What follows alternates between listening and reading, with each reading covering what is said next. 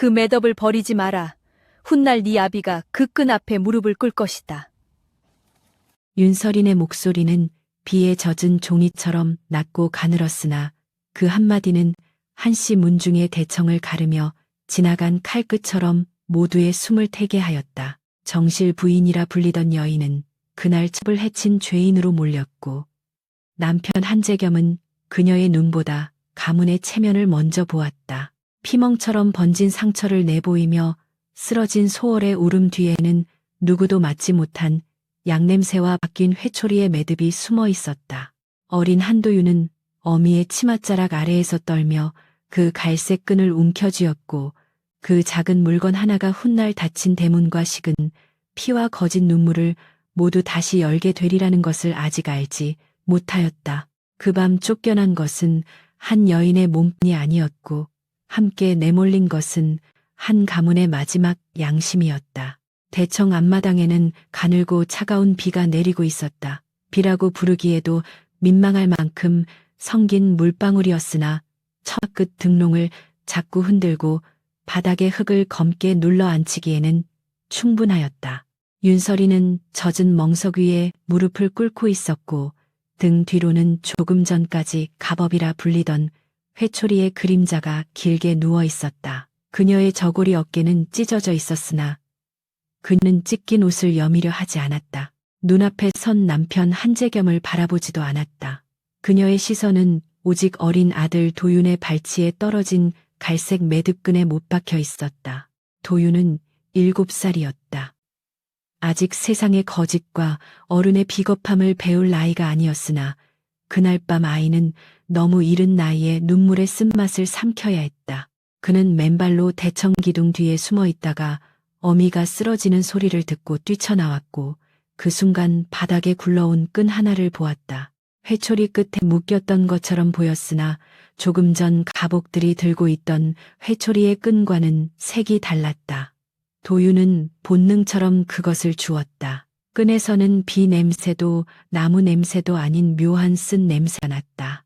아이는 그 냄새가 무엇인지 몰랐지만 어미가 그 끈을 보며 눈빛을 바꾸는 것을 보았다. 부인 아직도 죄를 인정하지 않으시겠습니까?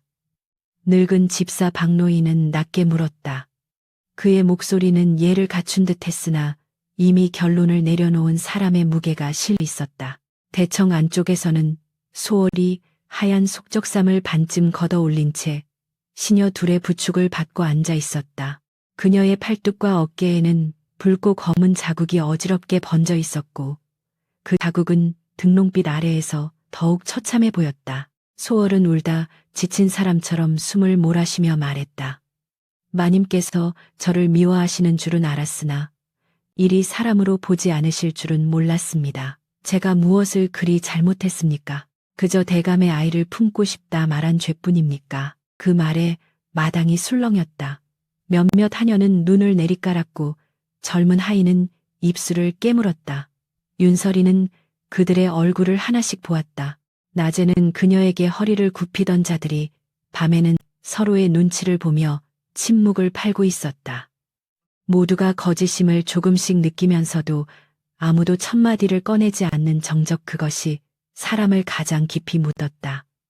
그녀는 천천히 숨을 들이쉬었다. 비에 젖은 공기 사이로 희미한 약 냄새가 다시 스쳤다. 수월의 상처에서 나는 냄새였다. 멍든 살의 냄새가 아니라 멍처럼 보이게 만드는 풀뿌리와 기름의 냄새였다. 저 상처는 회초리 자국이 아닙니다. 서린이 말했다. 그 목소리는 높지 않았으나 대청 기둥에 부딪혀 또렷하게 돌아왔다.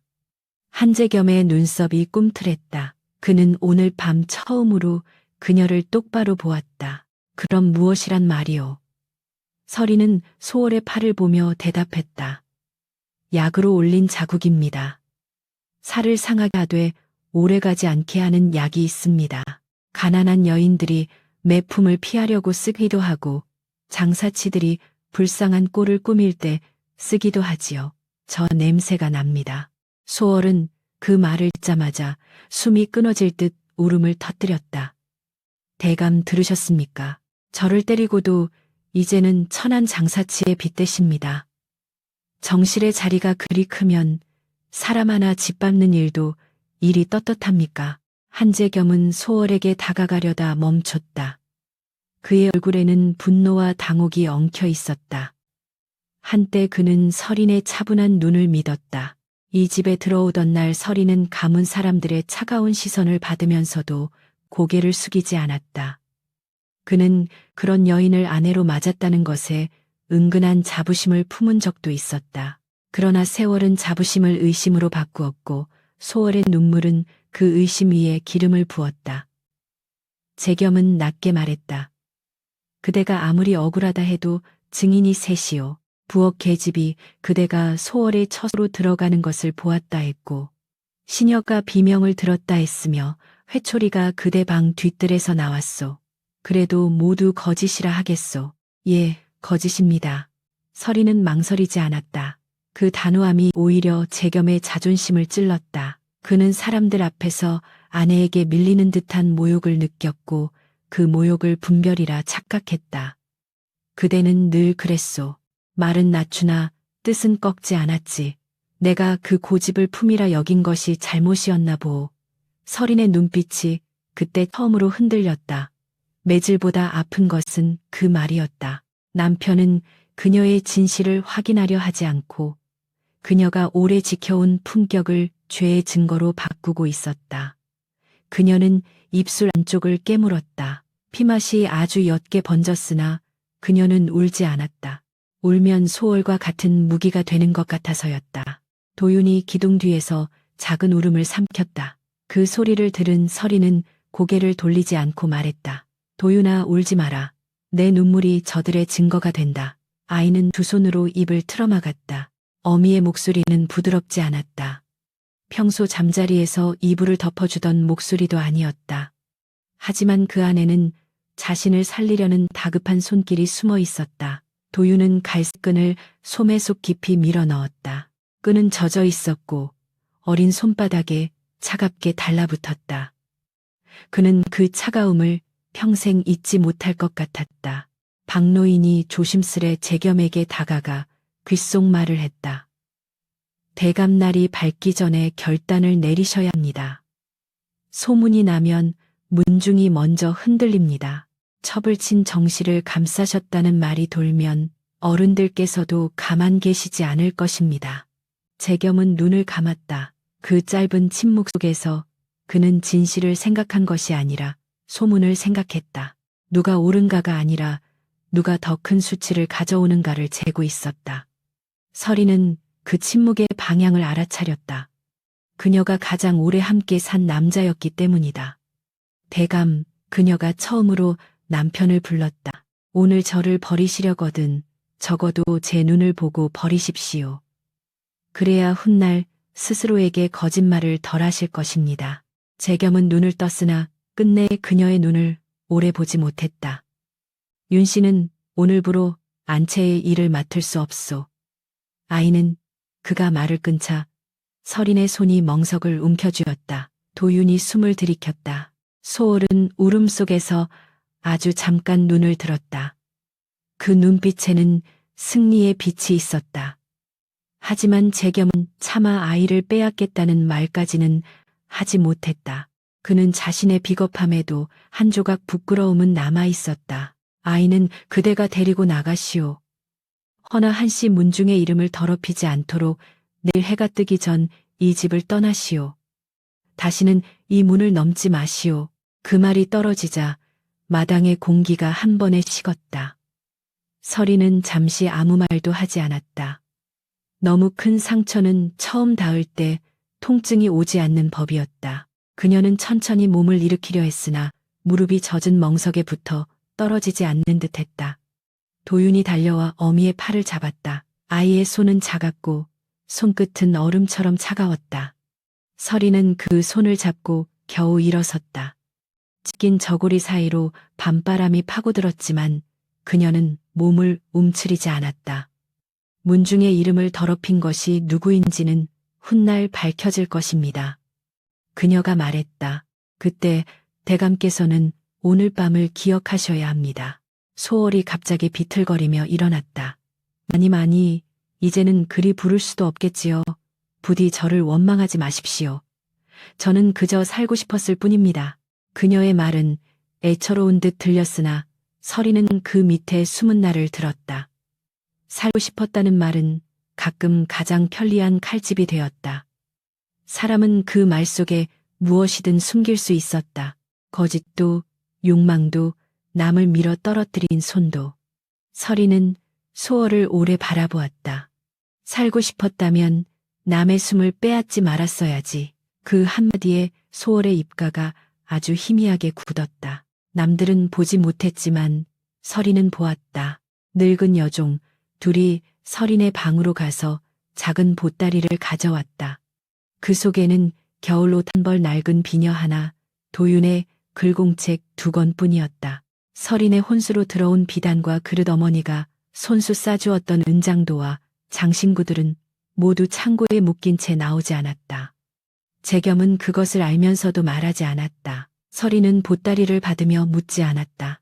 지금 빼앗긴 물건은 언젠가 장부 위에서 다시 만날 것이었다. 그녀는 잊지 않았다. 창고 열쇠를 가진 사람이 누구인지, 혼수 목록을 적은 종이의 글씨가 누구의 것인지, 그리고 오늘 밤 박노인이 몇 번이나 소월의 눈치를 보았는지까지.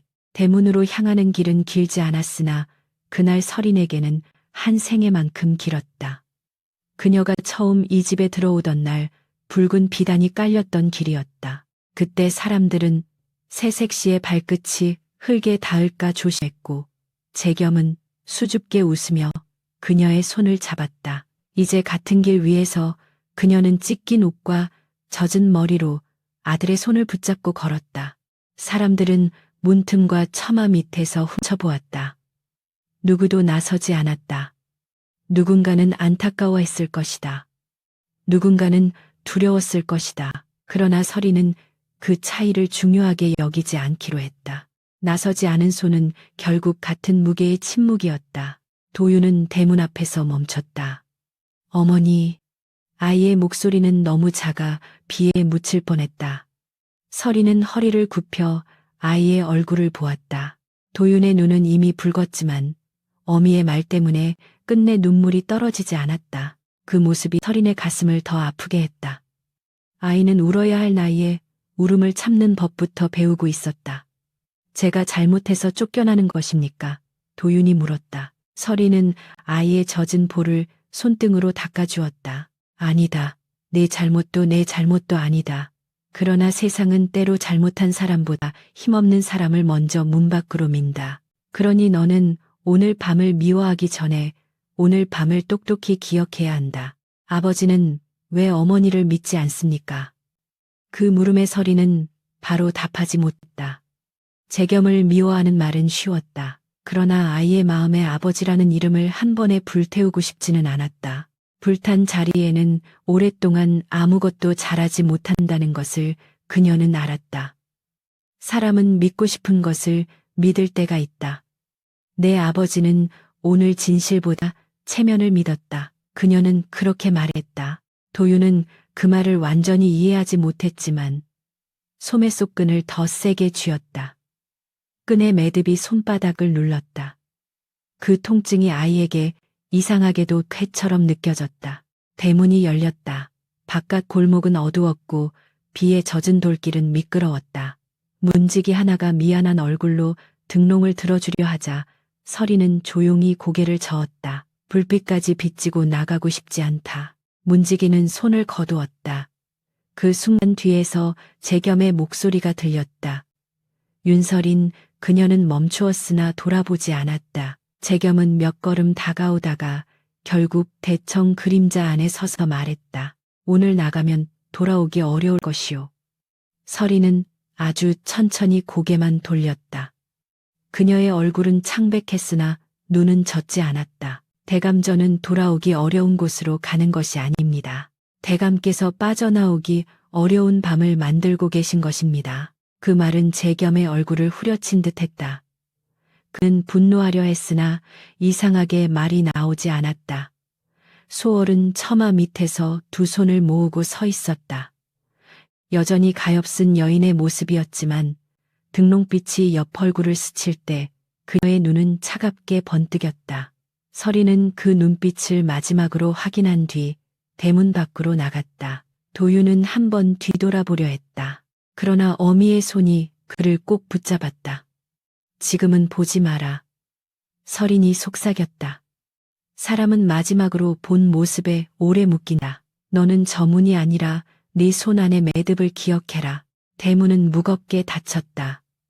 나무 문짝이 맞물리는 소리는 마치 한 생이 끊어지는 소리처럼 골목에 울렸다.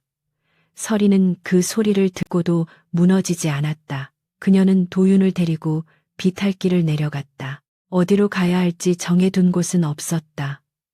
친정은 이미 몰락했고 그녀를 반길 문은 세상 어디에도 많지 않았다. 그러나 이상하게도 그녀는 완전히 길을 잃었다고 느끼지 않았다. 억울함이 너무 커서 오히려 마음 한가운데 작은 불씨가 남았다. 그 불씨는 복수라는 이름을 아직 얻지 못했다. 다만 살아남아야 한다는 모양으로 아이의 손을 통해 그녀에게 전해지고 있었다. 골목 끝에 이르렀을 때 도윤이 갑자기 멈췄다. 그는 소매 속에서 갈색 끈을 꺼내 어미에게 보였다. 이것을 정말 버리지 말아야 합니까? 서리는 그 끈을 손바닥 위에 올려놓고 냄새를 맡았다. 비와 흙냄새 사이로 여전히 쓴 약향이 남아 있었다. 그녀의 눈꺼풀이 아주 미세하게 떨렸다. 그래, 이것은 오늘 밤 내 어미가 맞았다는 증거가 아니라 누군가 거짓으로 상처를 만들었다는 증거가 될 것이다.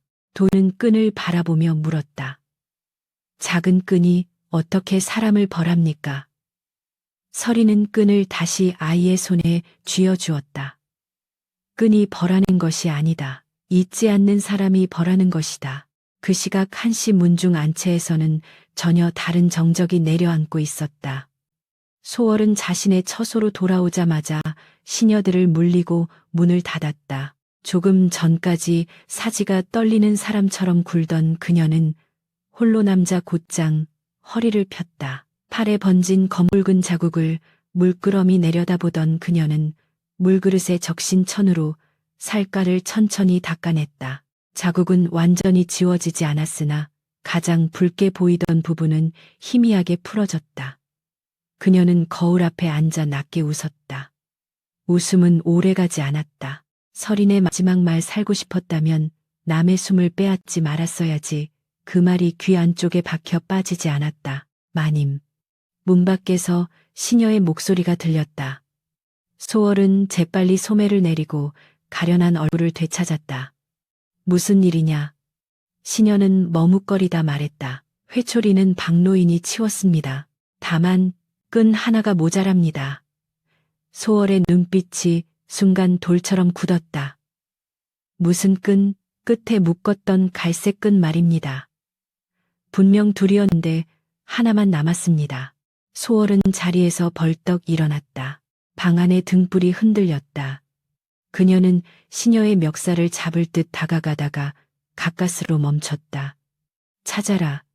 마당을 뒤져서라도 찾아. 그깟 끈 하나가 무엇이 그리 대수냐 묻는 얼굴을 하지 마라. 작은 것이 사람 목을 조를 때가 있다. 시녀가 물러가자 소월은 장롱 아래 숨겨둔 작은 함을 꺼냈다.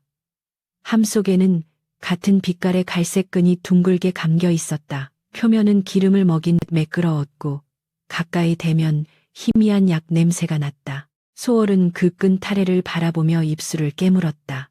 그녀는 자신이 이겼다고 믿고 싶었다. 정실은 쫓겨났고 아이도 함께 나갔다. 한재겸은 이미 자신을 가엾게 여겼다. 그러나 알 수 없는 불안이 발목을 물었다. 서리는 울부짖지 않았다. 저주도 퍼붓지 않았다. 그보다 더 무서운 말을 남겼다.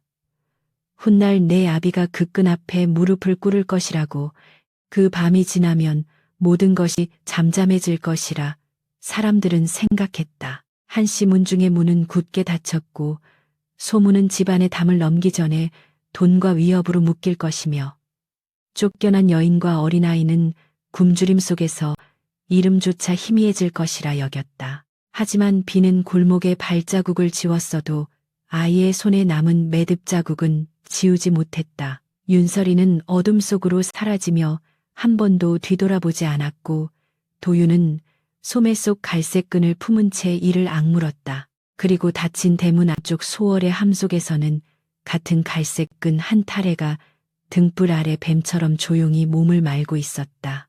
설인과 도윤이 처음 머문 곳은 도성 바깥 서쪽 비탈 아래에 붙은 낡은 초가였다. 집이라기보다 비바람을 겨우 막는 껍데기에 가까웠고 문짝은 한쪽이 기울어 밤마다 바람이 틈으로 손을 집어넣었다.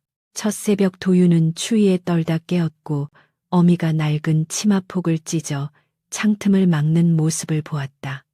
설이는 아이가 깬 줄 알면서도 돌아보지 않았다. 아이가 어미의 떨리는 등을 보지 않게 하려는 배려였다. 그러나 도윤은 보았다. 한시 문중에서 곧게 서 있던 어미의 어깨가 아무도 없는 새벽에야 비로소 조금 무너지는 것을. 그날부터 설이는 살기 위해 몸을 움직였다.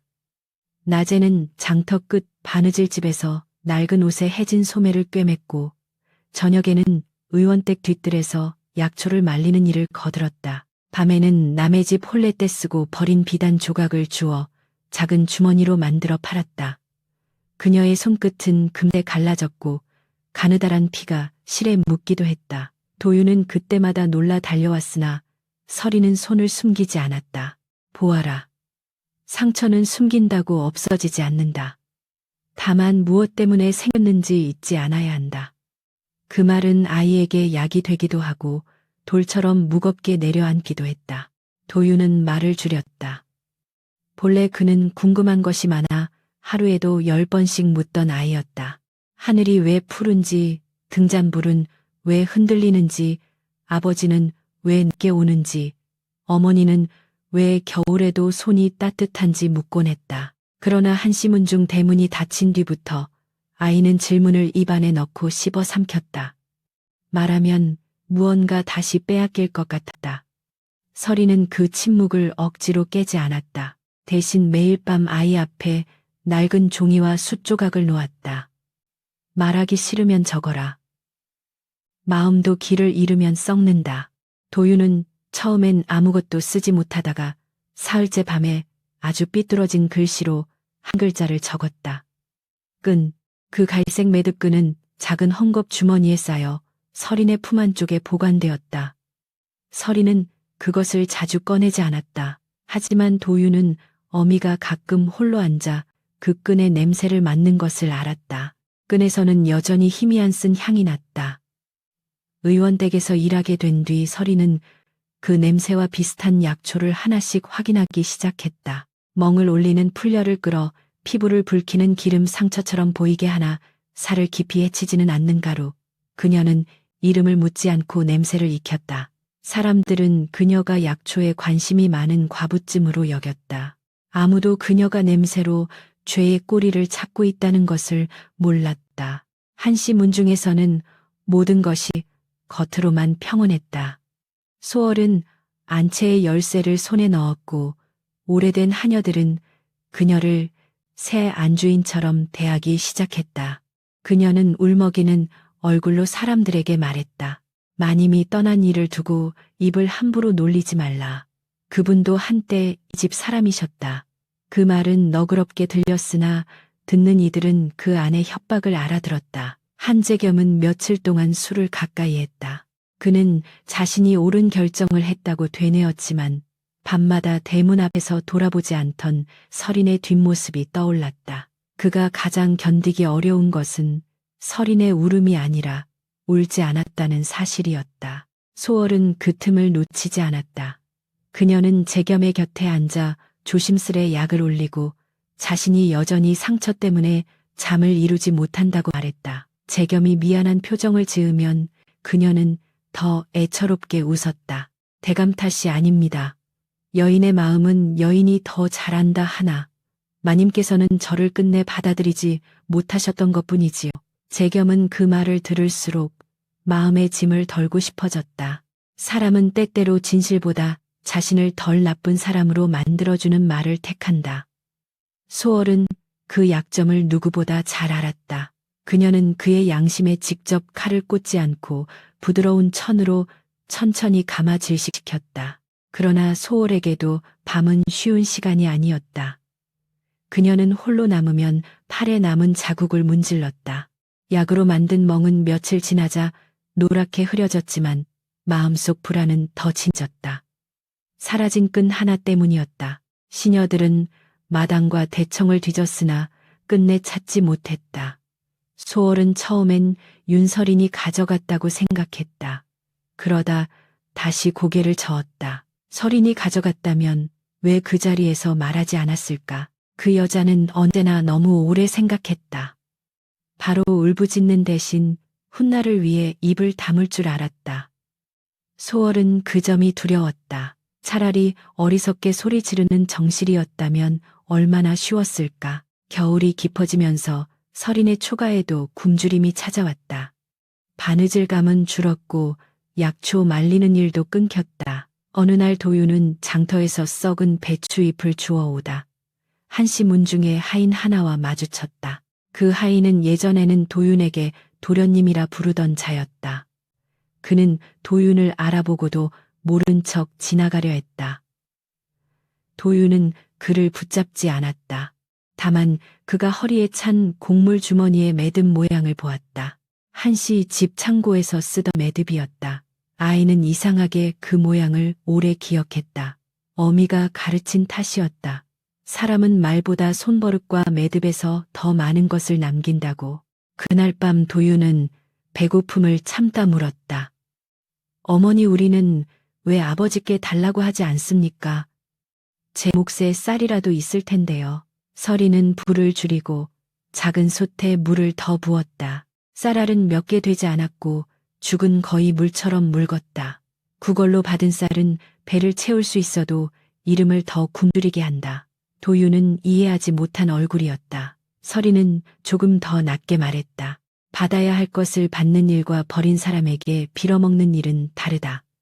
우리는 언젠가 받아야 할 것을 받을 것이다. 그러나 오늘은 살아남는 것이 먼저다. 그녀는 자신의 그릇을 아이에게 밀어주었다. 도윤은 받지 않으려 했으나 어미의 눈빛이 단호해 결국 숟가락을 들었다. 그 무렵 장터 근처의 작은 구율창에서 사람을 구한다는 말이 돌았다. 관아에서 내려온 곡식이 일부 사라져 새로 장부를 정리할 손이 필요하다는 것이었다. 서리는 다음날 새벽 도윤을 데리고 구율창으로 갔다. 그곳에는 쌀가마가 줄지어 있었고 굶주린 백성들이 바깥 담벼락 아래에서 차례를 기다리고 있었다. 서리는 처음엔 그저 바닥을 쓸고 빈 가마를 꿰매는 일을 맡았다. 그러나 사흘째 되는 날 그녀는 창고지기가 읽던 장부를 힐끗 보고 조용히 말했다. 저 줄의 가마수와 장부의 수가 맞지 않습니다. 6가마가 아니라 5가마 반입니다.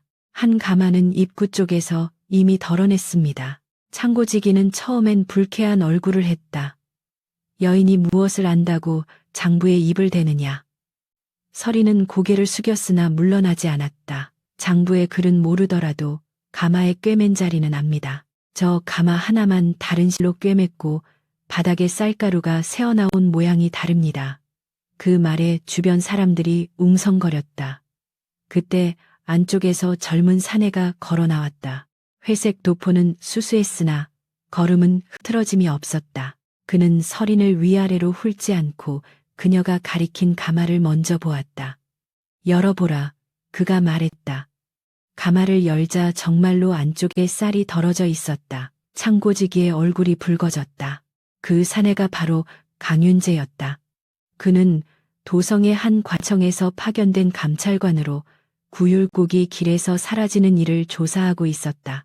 그러나 그는 처음부터 서린을 쉽게 믿지 않았다. 오히려 더 날카로운 눈으로 물었다. 어찌 한눈에 알았소. 이런 일에 익숙한 자는 훔치는 쪽일 수도 있지 않소. 서린은 모욕을 느꼈으나 화내지 않았다. 훔치는 사람은 숫자를 숨기고 바느질하는 사람은 터진 자리를 봅니다. 저는 오래 터진 옷을 꿰매며 살았습니다. 윤재는 잠시 그녀의 갈라진 손끝을 보았다. 그 손에는 거짓을 꾸밀 여유보다 버틴 세월의 굳은 살이 더 많이 보였다. 그러나 그는 여전히 표정을 풀지 않았다. 이름이 무엇이요? 윤설인입니다. 그 이름을 들은 순간 윤재의 눈에 아주 짧은 변화가 지나갔다. 그는 한씨 문중에서 쫓겨난 정실에 대한 소문을 들은 적이 있었다. 첩을 해치고 아이와 함께 내쫓긴 여인. 소문은 늘 사건보다 빨랐고 진실보다 화려했다. 윤재는 그 소문을 그대로 믿지 않았으나 완전히 지우지도 못했다. 그는 느리게 말했다. 내일부터 장부 곁에서 가마수를 세시오. 품갰은 적을 것이오. 설이는 고개를 숙였다. 적어도 정당히 받는 품삯이면 됩니다. 윤재는 그 대답을 듣고도 웃지 않았다.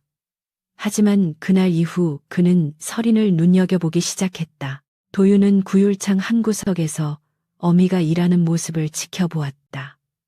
그는 처음으로 장부라는 것이 사람을 살릴 수도 죽일 수도 있다는 사실을 알았다. 누군가 숫자 하나를 바꾸면 굶주린 사람의 그릇이 비고 누군가 그 숫자를 찾아내면 죽어가던 사람이 하루를 더 산다. 설이는 밤마다 도윤에게 장부의 숫자를 가르쳤다. 이것은 쌀의 수가 아니라 입의 수다. 숫자를 잘못 쓰면 누군가의 밥이 사라진다. 도윤은 글씨를 꾹꾹 눌렀었다. 아버지의 집에서 배운 글보다 어미와 굶주림 속에서 배운 숫자가 더 깊게 박혔다. 며칠 뒤 윤재는 설인에게 낡은 장부 한 권을 내밀었다. 한씨 문중에서 지난달 구율곡 운반을 맡았소. 그런데 중간에서 사라진 곡식이 있소. 이 장부의 봉인과 매듭을 본 적 있소. 설인의 손이 멈췄다. 장부의 겉끈은 평범해 보였으나 매듭 짓는 방식은 익숙했다. 한씨 집 창고에서 쓰던 방식이었다. 그녀는 눈을 내리깔고 말했다. 본 적 있습니다. 윤재는 그녀의 표정을 놓치지 않았다. 그 집과 연이 있소. 설이는 짧게 대답했다. 있었습니다. 지금은 없소. 문이 닫히면 여는 사람보다 먼저 밖으로 쫓겨납니다. 그 대답은 담담했으나 윤재는 그 안에 오래 눌린 칼날을 느꼈다. 설이는 장부를 넘기다 한 줄에서 멈췄다. 쌀가마와 집신 기름종이 사이에 작은 글씨로 적힌 약재 이름 하나가 있었다. 피부에 열을 올리고 붉은 기를 끌어내는 약초였다. 그녀는 순간 숨이 가늘어졌다. 같은 약초였다. 갈색 매듭끈에서 희미하게 맡았던 냄새와 닿아 있는 이름. 그녀는 손끝으로 그 글자를 누르지 않으려 애썼다. 누르면 마음속 무언가가 무너질 것 같았다. 윤재가 물었다. 아는 물건이요. 설이는 곧바로 답하지 않았다. 도윤이 멀리서 어미의 얼굴을 보았다. 그는 오랜만에 어미의 눈에 지난밤 대문 앞에 빛이 돌아온 것을 보았다. 차갑고 아픈 그러나 꺼지지 않는 빛이었다. 그날 밤 설이는 집으로 돌아와 도윤 앞에 갈색 끈을 꺼냈다. 그리고 구율창 장부에서 본 약재 이름을 종이에 적었다. 이 냄새와 같은 뿌리다. 도윤은 끈을 코끝에 가져갔다가 얼굴을 찡그렸다. 그럼 소월이 거짓말한 것을 증명할 수 있습니까? 설이는 고개를 저었다. 아직은 아니다. 냄새는 기억이 될 수 있으나 홀로 증거되기 어렵다. 장부가 필요하고 그 장부를 쓴 손이 필요하고 그 약을 산 사람이 필요하다. 도윤의 눈이 어두워졌다. 그럼 얼마나 더 기다려야 합니까? 설이는 아이의 머리를 쓸어내렸다. 분함은 빠르게 달리지만 진실은 절름발이처럼 늦게 온다. 우리는 그 걸음에 맞춰야 한다. 도윤은 그 말이 싫었다. 그는 어머니를 때린 자들이 따뜻한 방에서 밥을 먹는 동안 자신들이 묽은 죽을 나눠 먹는 것이 참을 수 없었다. 어느 밤 그는 혼자 한씨 문중 근처까지 갔다. 담장 너머로 불빛이 새어나오고 안쪽에서는 웃음소리가 들렸다. 도윤의 가슴이 뜨겁게 달아올랐다. 그는 돌 하나를 집어 문에 던지고 싶었다. 그때 누군가 뒤에서 그의 손목을 잡았다. 설인이었다. 그녀는 숨이 찼으나 화내지 않았다. 돌을 던지면 내 손만 먼저 더러워진다. 도윤이 처음으로 울음 섞인 소리를 냈다. 그럼 저는 무엇을 던져야 합니까? 설이는 아이의 주먹을 펴고 그 안에 작은 숫조각을 쥐어주었다. 그를 던져라. 숫자를 던져라. 저들이 숨긴 것을 적어라. 그날 이후 도윤은 달라졌다. 그는 말 대신 글을 모았다. 장터 사람들이 흘리는 소문, 구율창 하인들이 쓰는 매듭한 시집 수레가 지나가는 날짜, 창고에 들어가는 약재와 기름종이의 양까지 적었다. 처음엔 서툴렀지만 곧 아이의 기록은 놀랄 만큼 치밀해졌다. 강윤재도 이를 눈치챘다. 그는 어느 날 도윤의 종이를 보고 말했다. 이 아이는 아버지를 닮았소. 설인의 손이 멈췄다. 아닙니다. 그녀는 조용히 말했다. 이 아이는 자신이 본 것을 닮았습니다. 윤재는 그 대답을 듣고 오래 침묵했다. 그에게는 그 말이 어떤 혈통보다 무거운 선언처럼 들렸다. 한편 한시 문중의 구율곡 문제는 점점 커졌다. 사라진 곡식의 수가 적지 않았고 장부 곳곳에는 억지로 고친 흔적이 있었다. 박노인은 모든 책임을 아랫사람에게 돌리려 했고 소월은 한재겸에게 속삭였다. 대감이 일이 커지면 문중 어른들이 대감을 탓할 것입니다. 지금이라도 장부를 정리할 사람이 필요합니다. 믿을 수 없는 하인 하나쯤 내치면 될 일이 아닙니까? 재겸은 피곤한 얼굴로 눈을 감았다. 그는 한때 이런 일을 가장 싫어했다. 그러나 한 번 진실을 외면한 사람은 다음 외면이 쉬워진다. 그는 말없이 고개를 끄덕였다. 그 고개 하나가 또 다른 사람의 목을 조를 줄 알면서도 소홀히 고른 희생양은 말 못하는 늙은 하인 봉삼이었다. 봉삼은 오래전부터 창고 주변 일을 맡았고 그는 몰라도 물건의 위치를 누구보다 잘 기억했다. 더구나 그 밤 설인이 쫓겨나던 날 대청 뒤편에서 무언가를 보았던 사람 중 하나였다. 소월은 그를 멀리 내보내고 싶었다. 그녀는 봉삼의 방에서 작은 곡식 주머니를 발견한 것처럼 꾸몄고 박노인은 그것을 근거로 삼아 그를 몰아세웠다. 봉삼은 소리를 낼 수 없어 손짓으로 억울함을 호소했으나 아무도 보려 하지 않았다. 소월은 슬픈 얼굴로 말했다. 불쌍하지만 집안 법도는 세워야 합니다. 그러나 봉삼은 사라지지 않았다.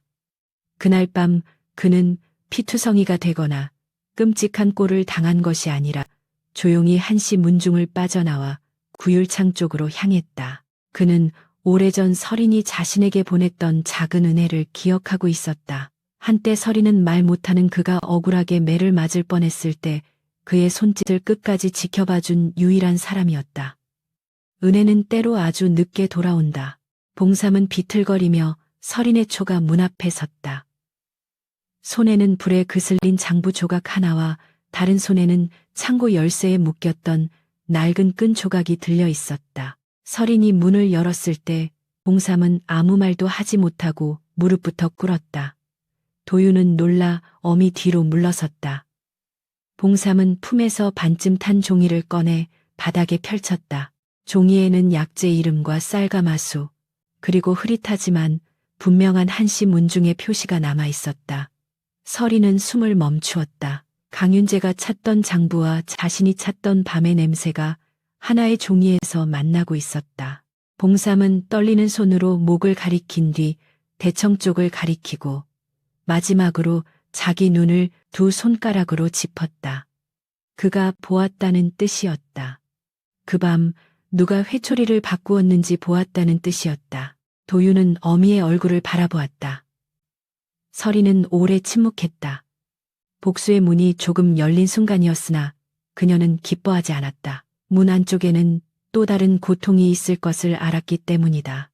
그녀는 봉삼을 방 안으로 들이고 젖은 옷을 갈아입히며 말했다.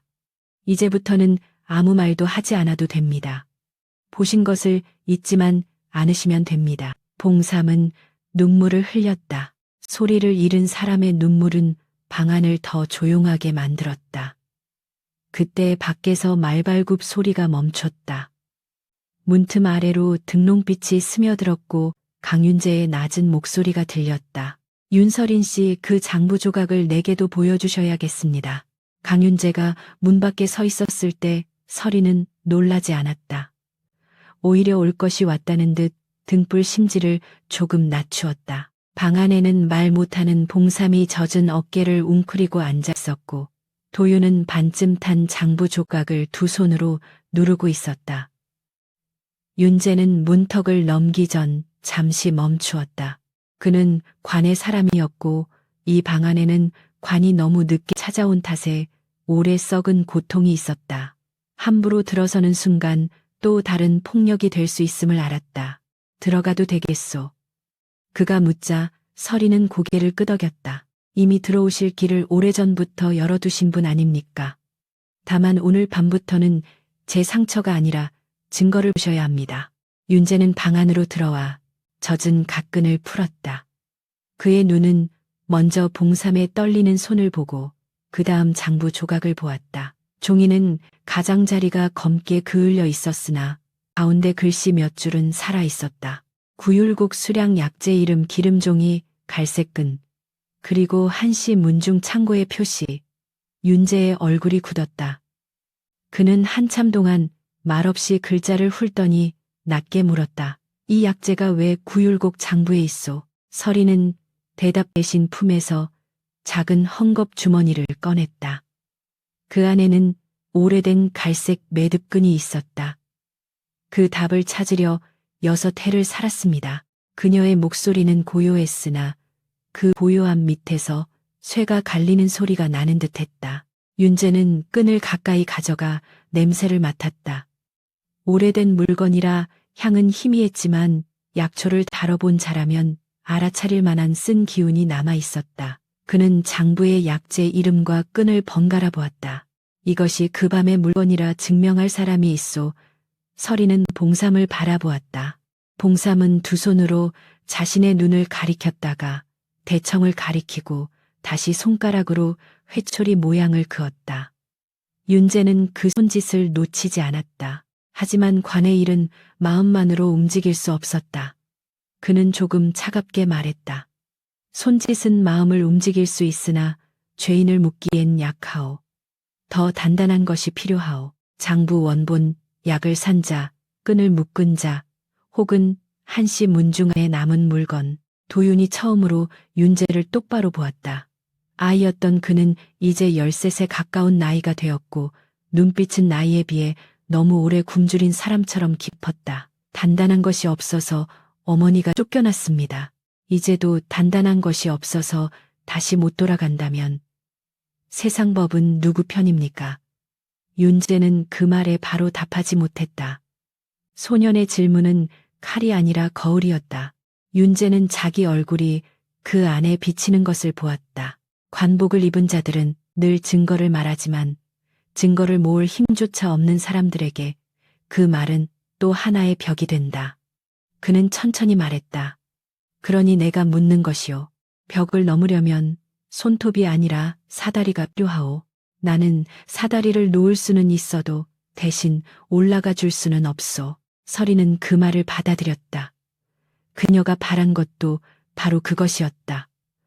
누군가 자신을 품에 안고 구해주는 것이 아니라 자신이 걸어갈 길을 법과 장부 위에 드러내는 것. 그녀는 반쯤 탄 장부 조각을 윤재에게 내밀지 않고 자기 앞에 그대로 두었다. 이 종이는 아직 제 손에 두겠습니다. 관에 넘기기 전에 이것이 어디에서 떨어져 나왔는지 알아야 합니다. 윤재의 눈썹이 살짝 움직였다. 나를 믿지 못하오. 믿고 싶습니다. 그래서 더 천천히 믿겠습니다.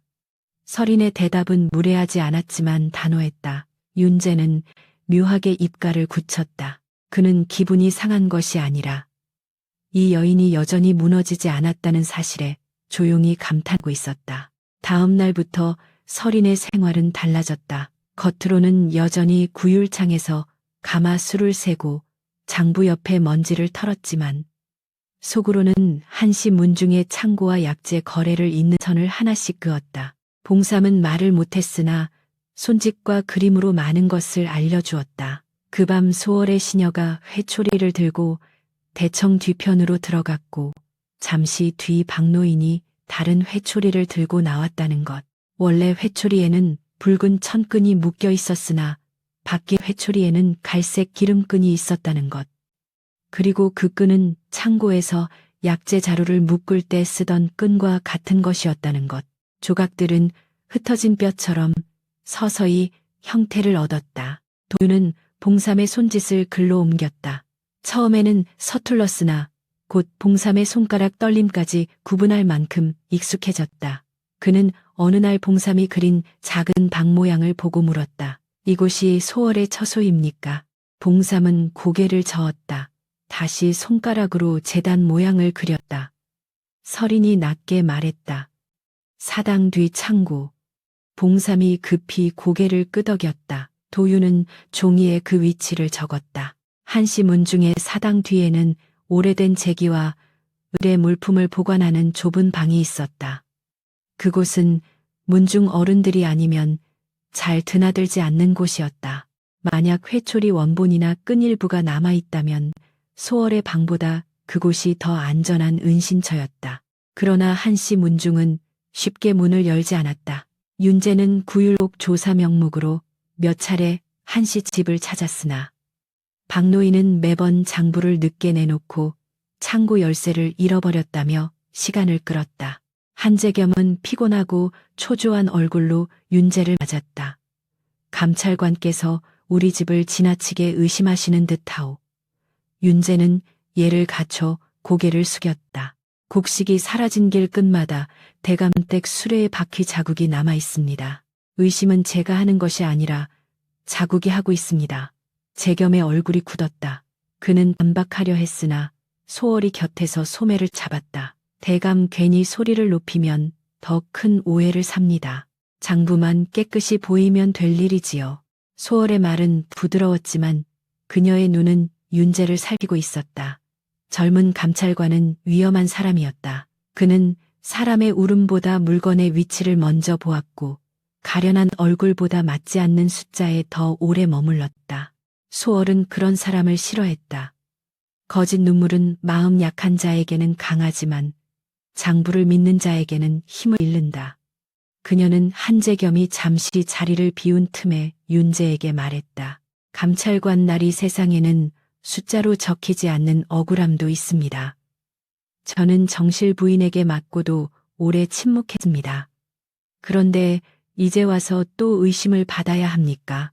윤재는 그녀의 팔을 보지 않고 대답했다. 숫자로 적히지 않는 억울함이 있기에 숫자로 적힌 거짓을 더 조심해야 합니다. 그 대답에 소월의 얼굴이 아주 잠깐 굳었다. 그녀는 곧 다시 슬픈 미소를 지었지만 윤재는 그 찰나를 보았다. 사람의 가면은 오래 쓰고 있으면 피부처럼 붙지만 예상하지 못한 말이 닿는 순간 가장자리부터 들린다. 윤재는 한시 집을 나오며 사당 쪽 담장을 오래 바라보았다. 그곳에는 낡은 매화나무 한 그루가 서 있었다. 그는 문득 설인이 말한 갈색 끈을 떠올렸다. 끈은 물건을 묶는 데 쓰이지만 때로는 사람이 스스로 만든 거짓말에 자신을 묶는 데 쓰이기도 한다. 며칠 뒤 설인에게 뜻밖의 기회가 왔다. 한시 문중에서 구율창에 기부할 곡식을 내놓겠다고 한 것이다. 표면상으로는 문중의 선행을 보이려는 일이었으나 실제로는 감찰을 무마하려는 술수였다. 곡식 수량을 확인하기 위해 구율창 사람 몇이 한시 집에 들어가야 했고 윤재는 설인의 눈썰미를 이유로 그녀를 동행시켰다. 그 소식을 들은 도윤은 주먹을 꽉 쥐었다. 어머니가 다시 그 문을 넘는 겁니까? 설인은 조용히 옷고름을 메었다. 낡은 치마였지만 깨끗이 빨아 다린 것이었다. 그래. 하지만 버림받은 아내로 가는 것이 아니다. 곡식의 수를 세는 사람으로 간다. 한시 집 대문 앞에 섰을 때 설이는 잠시 숨을 멈추었다. 6해 전 그 문은 그녀의 등 뒤에서 닫혔다. 오늘은 앞에서 열리고 있었다. 문지기는 그녀를 알아보고 얼굴이 하얗게 질렸다. 설이는 그를 탓하지 않았다. 사람은 문을 닫은 손보다 닫히는 것을 본 눈을 더 오래 부끄러워한다. 마당에 들어서자 몇몇 한우가 낮게 숨을 삼켰다. 소문 속 죽었거나 굶어 없어졌어야 할 여인이 낡았지만 꼿꼿한 모습으로 돌아온 것이다. 소월은 처마 밑에 서서 설인을 맞았다. 이게 누구십니까? 오래전 떠나신 분이 어찌 남의 집 창고까지 보러 오셨습니까? 서리는 고개를 숙이지 않았다. 남의 집이라 하셨습니까? 그 한마디에 마당의 공기가 얇게 갈라졌다. 소월의 눈이 날카로워졌지만 곧 미소로 덮였다. 이미 대감께서 내치신 분이니 달리 뭐라 부르겠습니까? 서리는 천천히 대답했다. 맞습니다. 저는 이 집의 아내로 온 것이 아닙니다. 구율곡 장부를 확인하러 온 사람입니다. 그러니 사사로운 호칭은 접어두시지요. 윤재는 조금 떨어진 곳에서 그 대화를 지켜보았다. 그는 개입하지 않았다. 서린이 원한 것도 그것이었다. 이 문을 다시 넘는 순간 누군가의 그림자로 서고 싶지 않았다. 한재겸은 뒤늦게 대청에서 나왔다. 그는 서린을 보는 순간 걸음을 멈추었다. 그가 기억하던 아내는 대문 밖 빗속에서 찢긴 옷을 입고 있었다. 그런데 지금 눈앞의 여인은 가난한 옷차림임에도 이상하게 더 멀고 단단해 보였다. 윤서린. 그가 이름을 불렀다. 서린은 예를 갖춰 허리를 조금 숙였으나 그 예에는 아내의 정이 없었다. 한대감. 그 호칭에 재겸의 얼굴이 흔들렸다. 그는 차라리 원망을 듣고 싶었다. 원망은 아직 사이가 남았다는 뜻이기 때문이다. 그러나 서린의 목소리에는 빈 칼집 같은 거리만 있었다. 저는 오늘 쌀가마의 술을 보러 왔습니다. 지나간 일로 시간을 빼앗지 않겠습니다. 창고 문이 열렸다.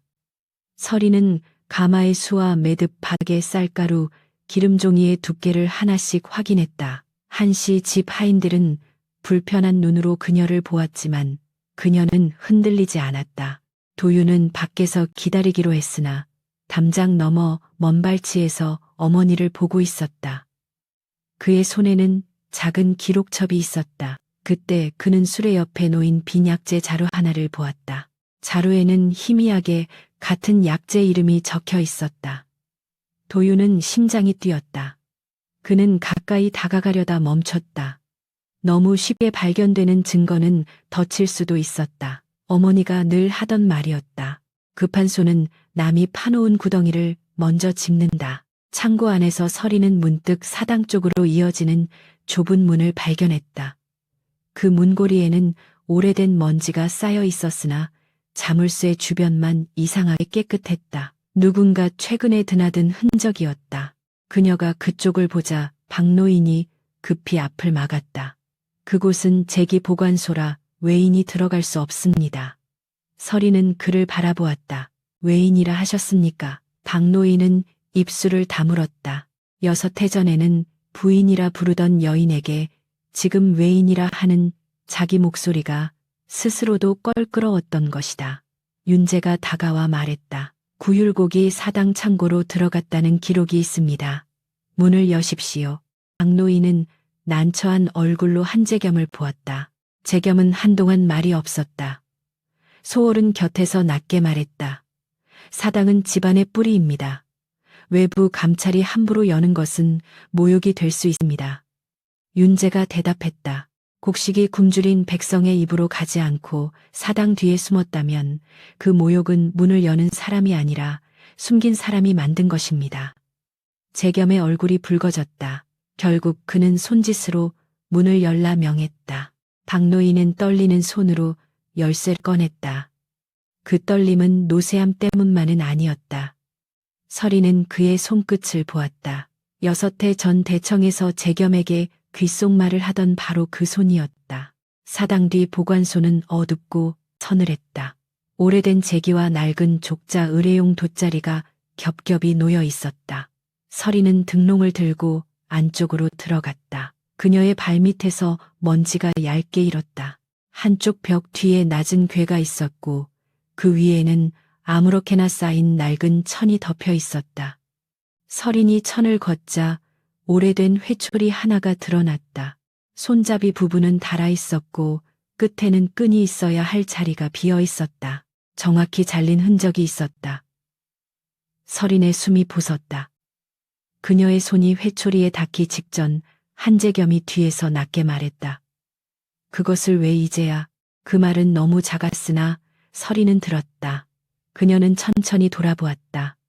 왜 이제야 무엇입니까? 재겸은 얼굴을 굳혔다. 아무것도 아니오. 그러나 이미 늦었다. 말은 입 밖으로 나온 순간 주인을 배반한다.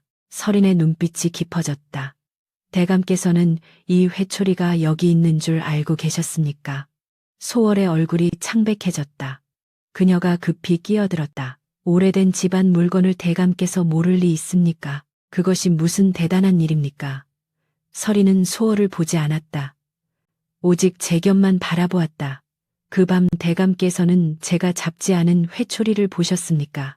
아니면 보지 않으셨습니까? 재겸의 목울대가 움직였다. 그의 눈동자는 불안하게 흔들렸다. 그 순간 서린은 진실의 가장 아픈 부분을 보았다. 그는 완전히 속은 사람이 아니었다. 그는 어딘가 이상하다고 느꼈다. 회초리의 끈이 바뀌었고 소월의 상처에서 낯선 냄새가 났으며 서린의 눈이 거짓을 말하지 않는다는 것도 알았다. 그러나 그는 그 모든 것을 밀어넣었다. 가문의 체면이라는 이름의 어두운 궤 속에 서린의 손끝이 차갑게 식었다. 6해 동안 그녀는 남편이 어리석었다고 생각하며 버텼다. 그런데 어리석음보다 더 비참한 것은 비겁함이었다. 대답하십시오. 서린이 말했다. 그녀의 목소리는 떨리지 않았다. 한재겸은 입을 열었으나 그때 바깥에서 소란이 일었다. 하인 하나가 뛰어들어와 무릎을 꿇었다. 대감 큰일입니다. 도윤 도련님이 창고 바깥에서 은틴을 훔치다 붙잡혔다 합니다. 서린의 얼굴이 처음으로 굳었다. 윤재도 눈을 가늘게 떴다. 소월은 아주 짧게 숨을 내쉬었다. 안도에 가까운 숨이었다. 서린은 그 숨을 놓치지 않았다. 그녀는 곧장 밖으로 나갔다. 마당 한가운데 도윤이 두 하인에게 붙들려 있었고 그의 발치에는 한시문중 창고의 작은 언틴이 떨어져 있었다. 제가 훔친 것이 아닙니다. 도윤이 말했다. 목소리는 낮았으나 또렷했다. 하인 하나가 소리쳤다. 분명 도련님의 품에서 떨어졌습니다. 소월은 서둘러 다가와 슬픈 얼굴을 지었다. 어찌 이럴 수가 있습니까? 어미는 장부를 보러 오고 아들은 언틴을 훔치다니요. 예정 때문에라도 조용히 넘어가려 했건만. 한재겸은 도윤을 보며 얼굴이 굳었다. 그의 눈에는 분노보다 두려움이 먼저 떠올랐다. 아들이라는 이름이 그를 흔들었으나 또다시 사람들의 시선이 그를 조이고 있었다. 도윤은 어머니를 보았다. 이상하게도 그 눈빛에는 겁이 없었다. 서린은 그 눈빛을 보고 심장이 내려앉았다.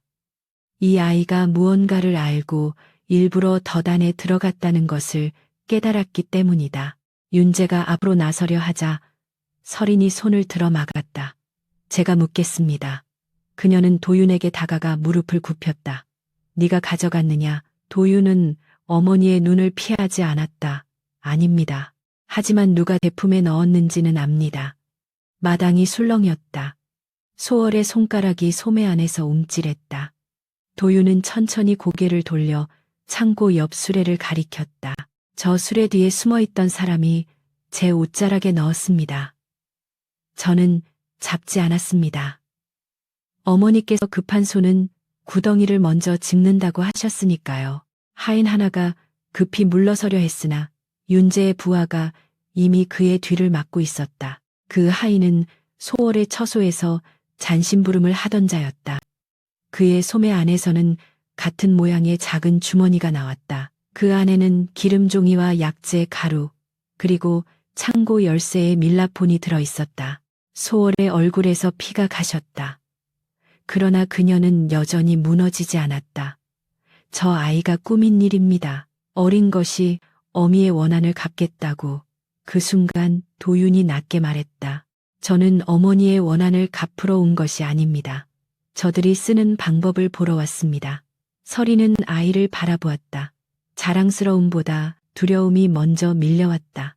자신의 상처가 아이를 너무 빨리 어른으로 만들었다는 죄책감이 목을 조였다.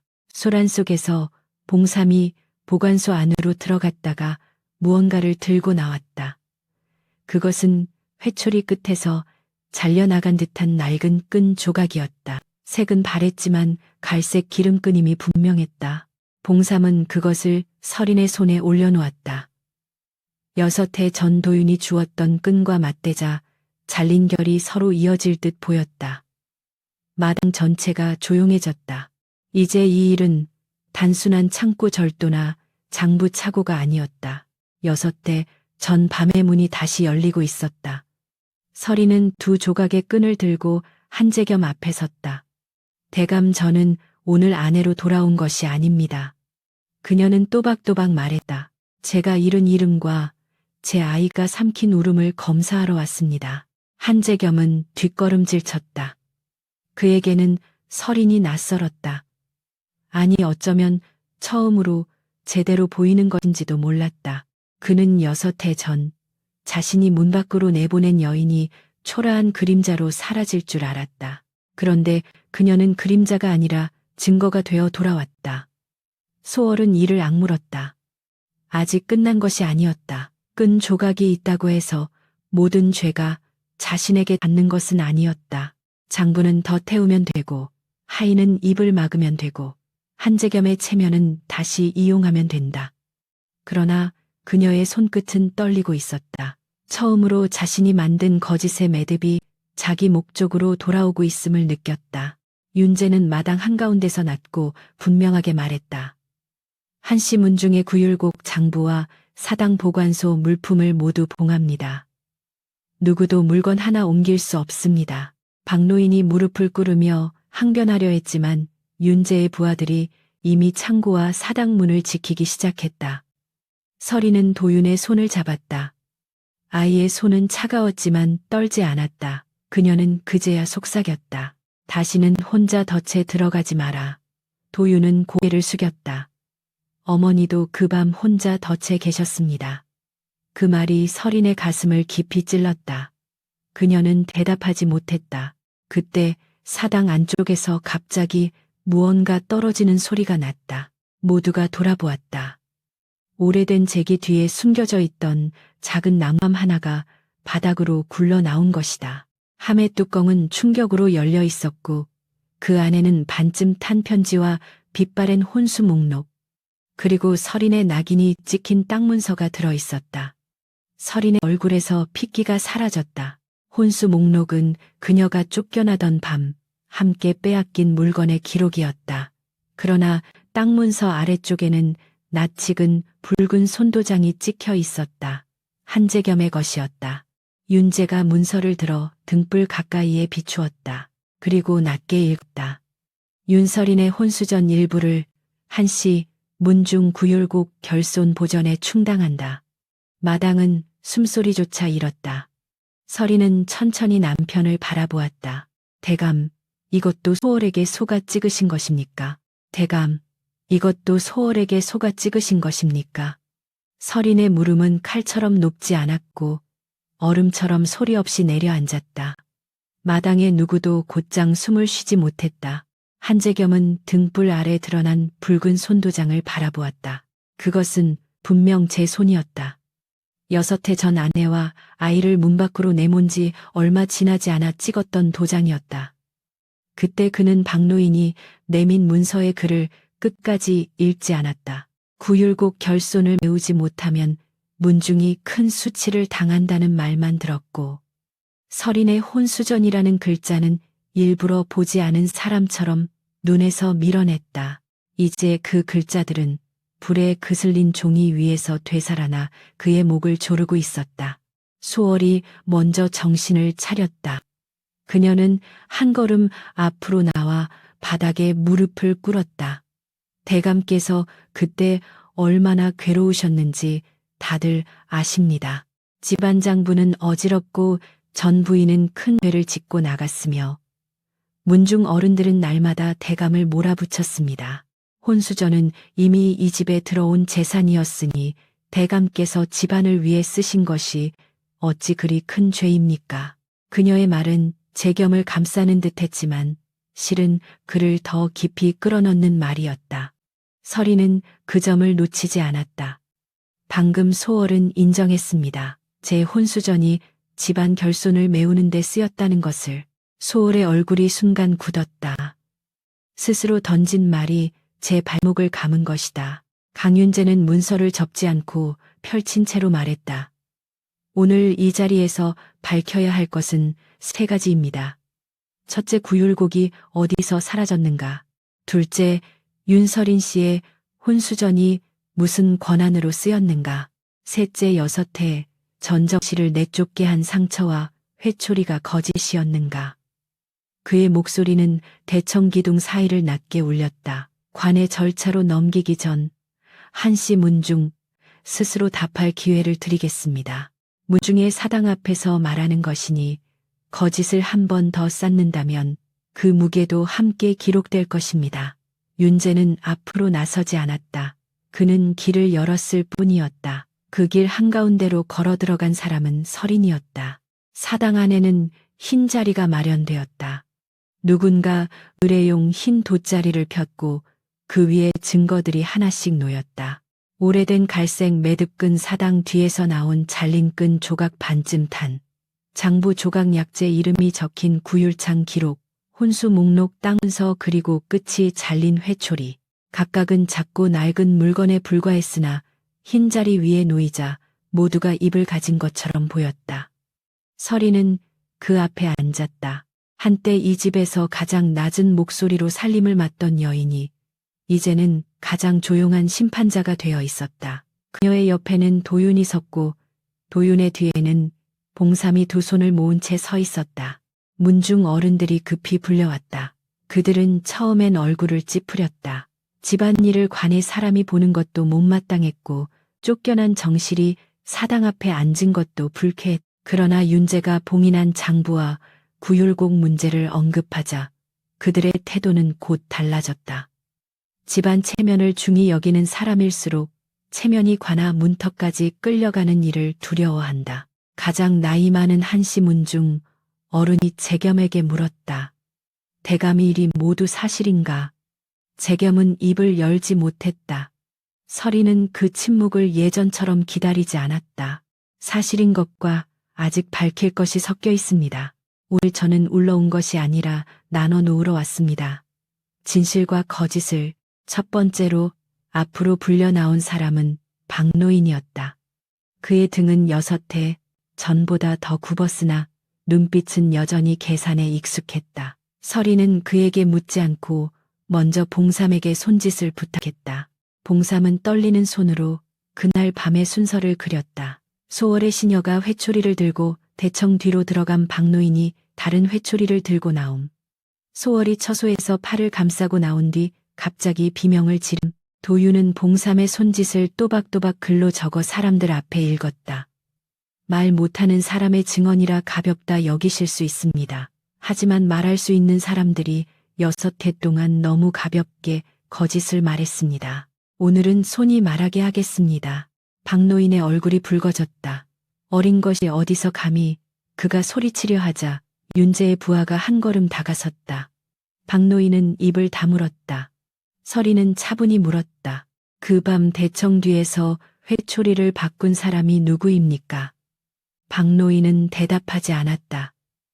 대답하지 않으셔도 됩니다. 다만 여기 있는 끈 조각 둘을 보십시오. 하나는 제 아이가 그 밤 주었고 하나는 오늘 사당 뒤에서 나왔습니다. 결이 이어집니다.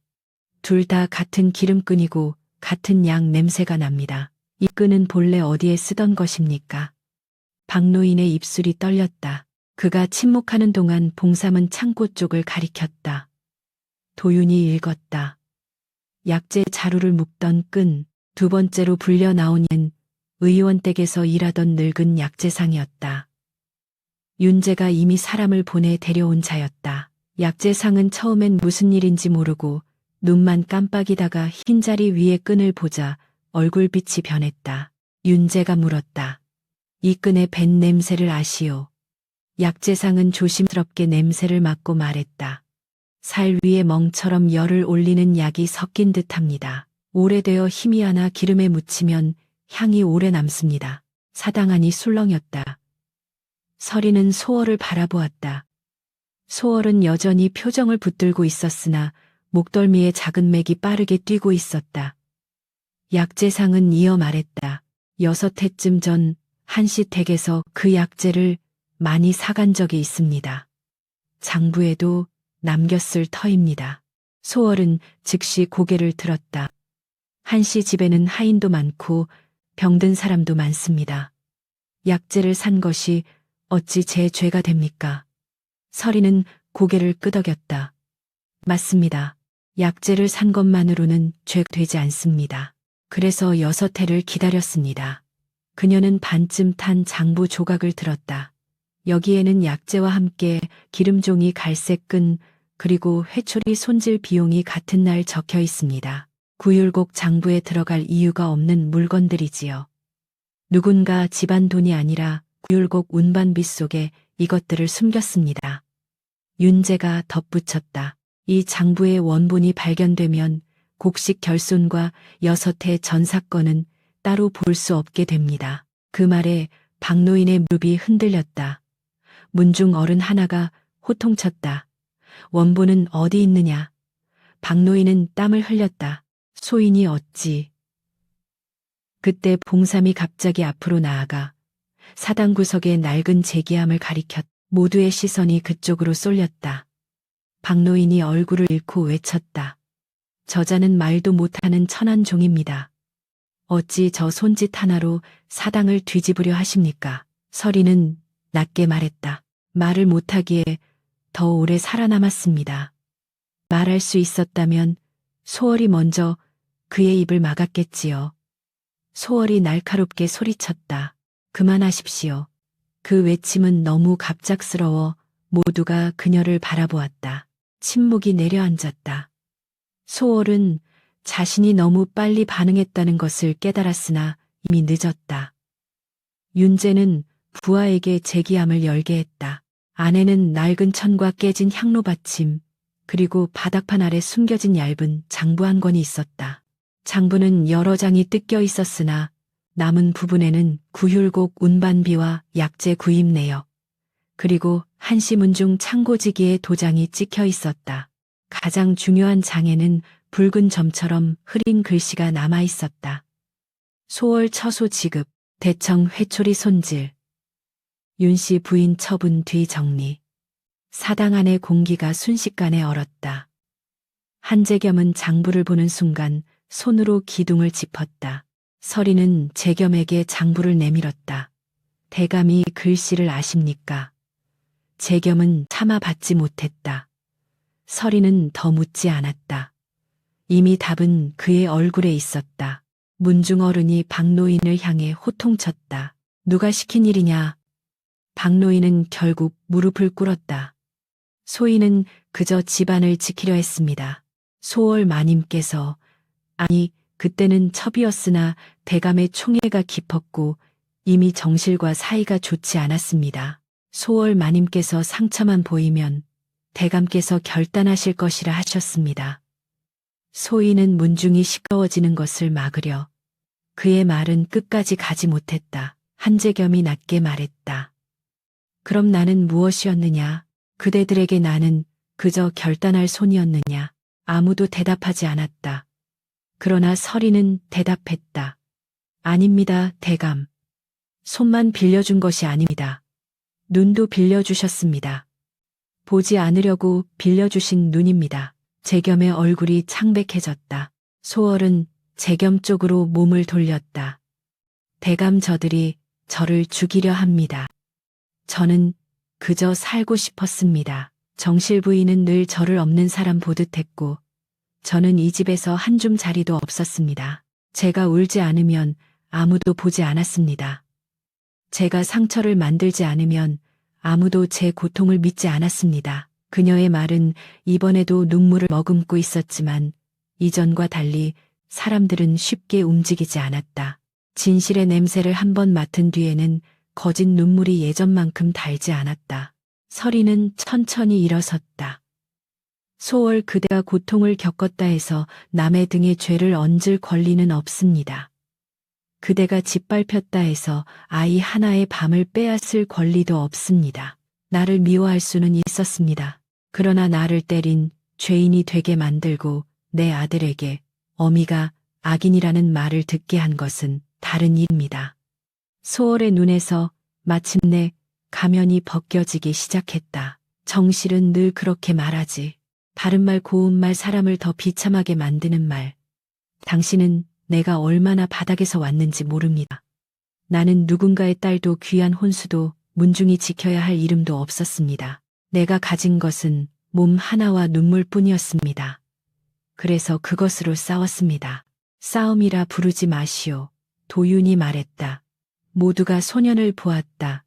도윤의 목소리는 낮았지만 단단했다. 싸움은 적어도 마주서는 것입니다. 당신은 뒤에서 어머니의 이름을 찔렀습니다. 소월의 눈이 도윤에게 꽂혔다. 너도 네 어미를 닮아 사람 속을 후비는구나. 설인이 도윤 앞을 막으려 하자 도윤은 작게 고개를 저었다. 그는 더 이상 대문 기둥 뒤에 숨은 아이가 아니었다. 그러나 설인의 마음은 찢어졌다. 아이가 강해진 만큼 잃은 것도 많았다. 그녀는 속으로 처음 빌었다. 오늘의 진실이 이 아이를 더 날카롭게 만들지 않게 해달라고. 그때 윤재가 혼수 목록을 펼쳤다. 이제 혼수 전 문제를 보겠습니다. 그는 한재겸의 붉은 손도장이 찍힌 문서를 흰 자리 가운데 놓았다. 윤설인 씨가 쫓겨난 뒤 그녀의 혼수 일부가 구율곡 결손 보전에 쓰였다는 기록입니다. 한 대감, 이 도장이 본인 것임을 부정하십니까? 재겸은 오랫동안 침묵하다가 고개를 저었다. 부정하지 않소. 문중 어른들이 술렁였다. 재겸은 마치 뼈를 씹듯 말을 이었다. 그때 나는 집안의 수치를 막아야 한다고 생각했소.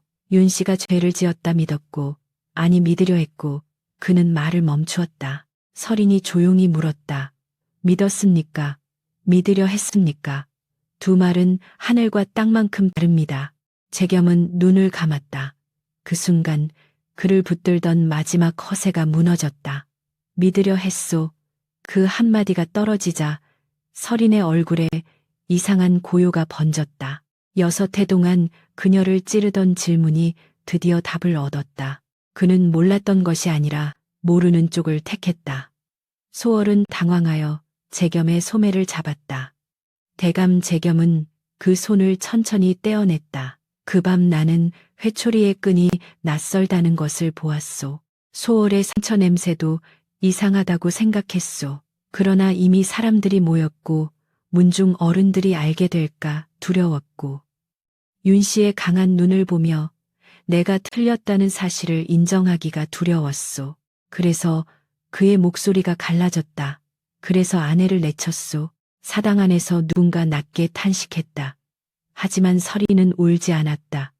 이 고백은 그녀를 위로하지 않았다. 오히려 더 깊은 곳을 비워냈다.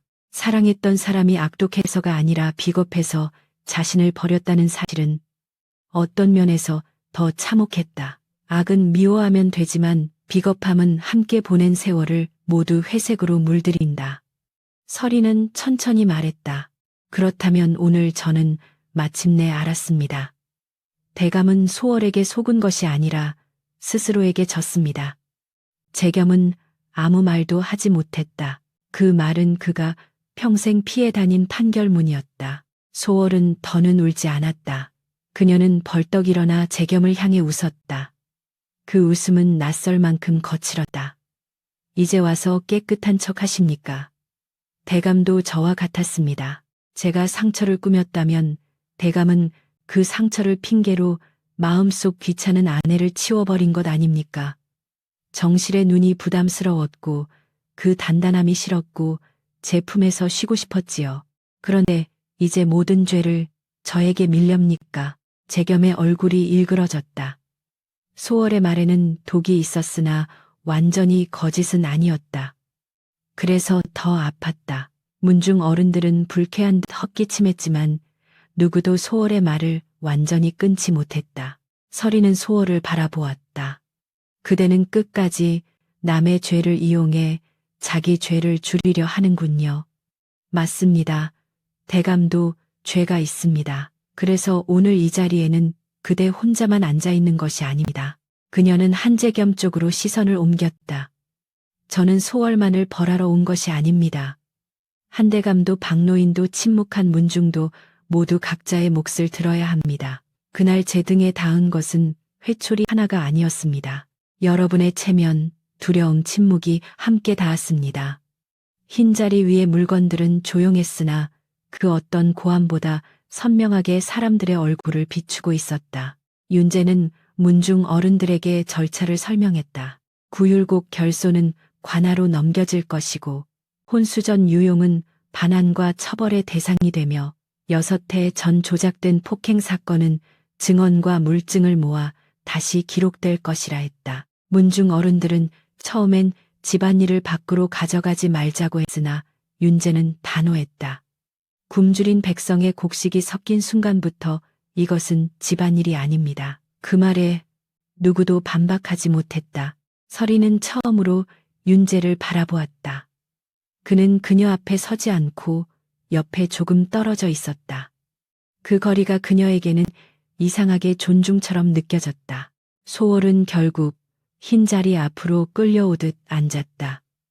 그녀는 한참 동안 바닥을 보다가 낮게 말했다. 그래, 내가 했다. 약을 바른 것도 회초리를 바꾼 것도 하인들을 구슬린 것도 내가 했다. 그러나 윤설인 당신이 내 자리에 있었다면 달랐을까? 아무 이름 없이 팔려오듯 들어와 웃지 않으면 밥도 자리도 사라지는 곳에서 당신은 깨끗했을까? 설이는 한동안 대답하지 않았다. 그 질문은 단순한 변명이었으나 완전히 가볍지는 않았다. 소월이 악을 선택하기 전 어떤 어둠을 지나왔는지 설인도 모른다고 할 수는 없었다. 하지만 모르는 고통이 죄를 지워주지는 않았다. 아마 저도 더럽혀졌을지 모릅니다. 그러나 그 더러움을 남의 아이에게 묻히지는 않았을 것입니다. 그 말에 소월의 얼굴이 일그러졌다. 그녀가 처음으로 도윤을 보았다. 어린아이였던 그가 이제 자신을 바라보고 있었다. 원망보다 더 무서운 눈빛이었다. 기억하는 사람의 눈빛. 소월은 그 눈을 피했다. 6해 동안 그녀가 진정 두려워한 것은 설인의 복수가 아니라 그 밤을 본 아이가 자라는 일이었는지도 몰랐다. 아이의 기억은 어른의 거짓보다 오래 산다. 도윤은 품에서 오래된 갈색 끈을 꺼내 흰 자리 위에 놓았다. 그리고 말했다. 저는 이 끈을 버리지 않았습니다. 오늘 이후에도 버리지 않을 것입니다. 다만 이것으로 누군가를 묶는 데 쓰지는 않겠습니다. 누가 무엇을 했는지 묶어두는 데 쓰겠습니다. 설이는 아들의 말을 듣고 눈을 감았다. 그제야 눈물이 날 뻔했다. 그러나 그녀는 또 참았다. 오늘 울면 안 되는 것이 아니라 지금 울면 도윤이 자신이 너무 늦게 강해졌다고 생각할 것 같아서였다. 한재겸은 도윤에게 다가가려 했다. 도윤아, 소녀는 한 걸음 물러섰다. 저를 그리 부르지 마십시오. 그 말은 재겸의 가슴을 찔렀다. 나는 네 아비다. 도윤은 아주 천천히 대답했다. 아비였다면 그 밤 제 입을 먼저 보셨어야 합니다. 저는 울지 않으려고 입을 막고 있었습니다. 어머니께서 제 눈물이 증거가 된다 하셨기 때문입니다. 저는 그날부터 아이가 아니었습니다. 재겸은 무너져 내리듯 무릎을 꿇었다. 그러나 그 무릎은 아직 용서받기 위한 무릎이 아니었다. 이제 겨우 자기 죄의 무게를 알게 된 사람의 무릎이었다. 설이는 그 모습을 보며 묘한 공허를 느꼈다. 그녀가 상상했던 순간은 더 뜨겁고 통쾌할 줄 알았다. 그러나 실제로 남편이 무릎 꿇는 모습을 보니 가슴이 불타기보다 오래된 방이 비워지는 듯했다. 복수의 첫맛은 달지 않았다. 다만 썩은 것을 드디어 밖으로 꺼냈다는 차가운 안도만이 있었다. 그녀는 낮게 말했다. 무릎은 저에게 꿇지 마십시오. 당신이 꿇어야 할 곳은 굶주린 이들의 빈 그릇과 도윤의 잃어버린 6해 앞입니다. 사당 밖에는 어느새 새벽빛이 아주 희미하게 번지고 있었다. 밤새 이어진 대면 끝에 사람들은 지쳐 있었으나 누구도 자리를 쉽게 뜨지 못했다. 윤재는 증거들을 하나씩 봉에 기록하게 했다. 박노인은 별도 감시를 받게 되었고 소월의 처소와 창고는 봉인되었다. 문중 어른들은 한재겸에게 모든 장 권한을 내려놓으라 명했다. 한재겸은 반항하지 못했다. 소월은 마지막까지 설인을 노려보았지만 그 눈빛에는 예전에 확신이 없었다. 그녀는 처음으로 자신이 만든 이야기 바깥으로 밀려나고 있었다. 거짓말은 말하는 사람이 주인일 때 강하지만 증거가 말을 시작하면 주인을 버린다. 모든 것이 끝난 듯 보였을 때 도윤이 조용히 앞으로 나왔다. 그의 손에는 사당 뒤 나무함에서 함께 나온 또 다른 문서가 있었다. 서리는 그것을 보고 불길한 예감을 느꼈다. 도윤아, 그것은 무엇이냐? 도윤은 잠시 망설이다가 문서를 펼쳤다. 어머니의 혼수전만이 아닙니다. 여기에는 외가에서 어머니께 남긴 작은 밭과 집터가 모두 한씨 문중 명의로 넘어간 기록이 있습니다. 문중 어른 하나가 급히 손을 뻗으려 했으나 윤재가 막았다. 도윤은 마지막 줄을 읽었다. 그리고 이 양도에는 어머니의 손도장이 찍혀 있습니다. 서린의 얼굴이 하얗게 질렸다. 그녀는 그런 문서에 손도장을 찍은 적이 없었다. 그때 봉삼이 갑자기 떨리는 손으로 소월이 아니라 한재겸의 어머니가 머물던 안채 깊은 곳을 가리켰다. 봉삼의 손끝이 안채 깊은 곳을 가리키는 순간 사당 안의 새벽빛이 한 번 더 차갑게 식었다. 한재겸은 그 방향을 보고 얼굴빛을 잃었다. 그곳은 그의 어머니 노부인 한씨가 머물던 별채였다. 노부인은 오래전부터 병석에 누워 바깥일에 관여하지 않는다고 알려져 있었고 문중 사람들도 그녀의 이름을 함부로 입에 올리지 않았다. 그러나 봉삼의 떨리는 손은 흔들림 없이 그곳을 향하고 있었다. 서리는 문서 위에 찍힌 손도장을 내려다보았다. 그것은 분명 자신의 이름 옆에 찍혀 있었으나 손가락에 휘어진 자리가 달랐다. 자신의 손이 아니었다. 누군가 그녀의 이름까지 빼앗아 남은 뿌리마저 팔아치운 것이다. 그 문서를 내게 주시오. 한재겸의 목소리는 갈라져 있었다. 도윤은 물러서지 않았다. 왜요? 이번에도 먼저 보시고 나중에 못 본 척 하시려고요. 그 말에 재겸은 입을 닫았다. 그는 아들의 눈에서 자신이 6해 동안 피한 모든 날을 보았다. 서리는 조용히 도윤의 어깨에 손을 올렸다. 아이의 분노를 막기 위해서가 아니라 그 분노가 아이 자신을 베지 않도록 붙잡기 위해서였다. 도윤아, 문서는 감찰관께 드려라. 우리가 움켜쥐면 한이 되고 기록에 올리면 증거가 된다. 도윤은 잠시 숨을 고른 뒤 윤재에게 문서를 넘겼다. 그의 손끝은 여전히 차가웠지만 이번에는 떨림보다 결심이 컸다. 강윤재는 문서를 펼쳐 오래 살폈다. 손도장의 모양이 다릅니다. 같은 먹과 인주가 아닙니다. 그리고 이 문서는 한씨 문중 내부에서 만든 것이 아니라 외부 대서인이 쓴 것으로 보입니다. 문중 어른들이 서로 얼굴을 보았다. 누군가 낮게 중얼거렸다. 노부인께서 그럴 리가. 그 말은 끝맺지 못했다. 이 집에서 그럴 리 없다는 말은 이미 너무 많이 부서졌다. 윤재는 별채 수색을 명했고 한재겸은 말없이 고개를 끄덕였다. 더는 막을 힘도 자격도 없었다. 소월은 이 틈에 자기 죄가 흐려지길 바라는 눈치였지만 서리는 그것을 보았다. 사람은 큰 죄 옆에 자신의 죄를 숨기려 한다. 그러나 흰자리 위에서는 그림자도 모양을 갖는다. 별채 문은 오래 닫혀있던 냄새를 풍겼다. 약탕기 냄새와 오래된 비단의 눅눅함, 그리고 쇠락한 고니의 먼지가 섞여 있었다. 노부인 한씨는 두꺼운 이불을 덮고 앉아 있었다. 병든 사람처럼 보였으나 눈빛만은 놀랍도록 또렷했다. 그녀는 사당에서 사람들이 몰려온 까닭을 이미 알고 있었다는 듯 서린을 보았다. 결국 네가 여기까지 왔구나. 그 목소리는 늙고 낮았으나 여전히 사람을 눌러 앉히는 힘이 있었다. 서린은 예를 갖춰 절하지 않았다. 고개만 천천히 숙였다. 제가 온 것이 아니라 부인께서 감추신 문서가 저를 불렀습니다. 노부인은 희미하게 웃었다. 말은 여전히 곱게도 찌르는구나. 한재겸이 앞으로 나섰다. 어머니, 이 문서가 어찌 된 일입니까? 윤 씨의 밭과 집터가 왜 우리 문중 명의로 넘어왔습니까? 노부인은 아들을 바라보았다. 그 눈에는 애정도 있었고 경멸도 있었다. 네가 집안을 지키지 못했으니 내가 지켰다.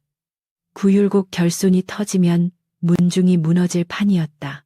쫓겨난 며느리의 외가 땅 몇마지기쯤이 무엇이 그리 대수냐. 재겸은 숨을 삼켰다. 손도장은요, 노부인은 아주 담담하게 말했다. 집안에 남은 옛 손도 장본을 본떴다. 네 아내는 이미 이 집에서 내쳐졌으니 그 뿌리도 함께 정리한 것뿐이다. 그 말에 방 안의 공기가 얼어붙었다. 서리는 순간 눈앞이 흐려지는 것을 느꼈다. 그 밭은 큰 재산도 아니었다. 몰락한 친정이 마지막으로 남겨준 작은 숨구멍이었다. 봄이면 냉이가 올라오고 여름이면 아이가 뛰어놀 수 있을 만큼의 집터. 서리는 그것을 언젠가 도윤에게 보여주고 싶었다. 이곳이 내 외가의 마지막 흙이다 라고 말해주고 싶었다. 그런데 그 흙마저 자신도 모르는 사이 문서 위에서 팔려 있었다. 그녀는 주먹을 쥐었다. 하지만 목소리는 무너지지 않았다. 부인께서는 저를 며느리로 여기지 않으셨습니다. 그렇다면 제 것을 가져갈 권리도 없으셨습니다. 노부인은 코웃음을 쳤다. 권리는 힘 있는 자가 지키는 것이다. 내가 약했으니 빼앗긴 게지. 그 말은 이 집의 오래된 법처럼 들렸다. 서리는 아주 천천히 고개를 들었다. 그렇다면 오늘부터 새 법을 세우겠습니다.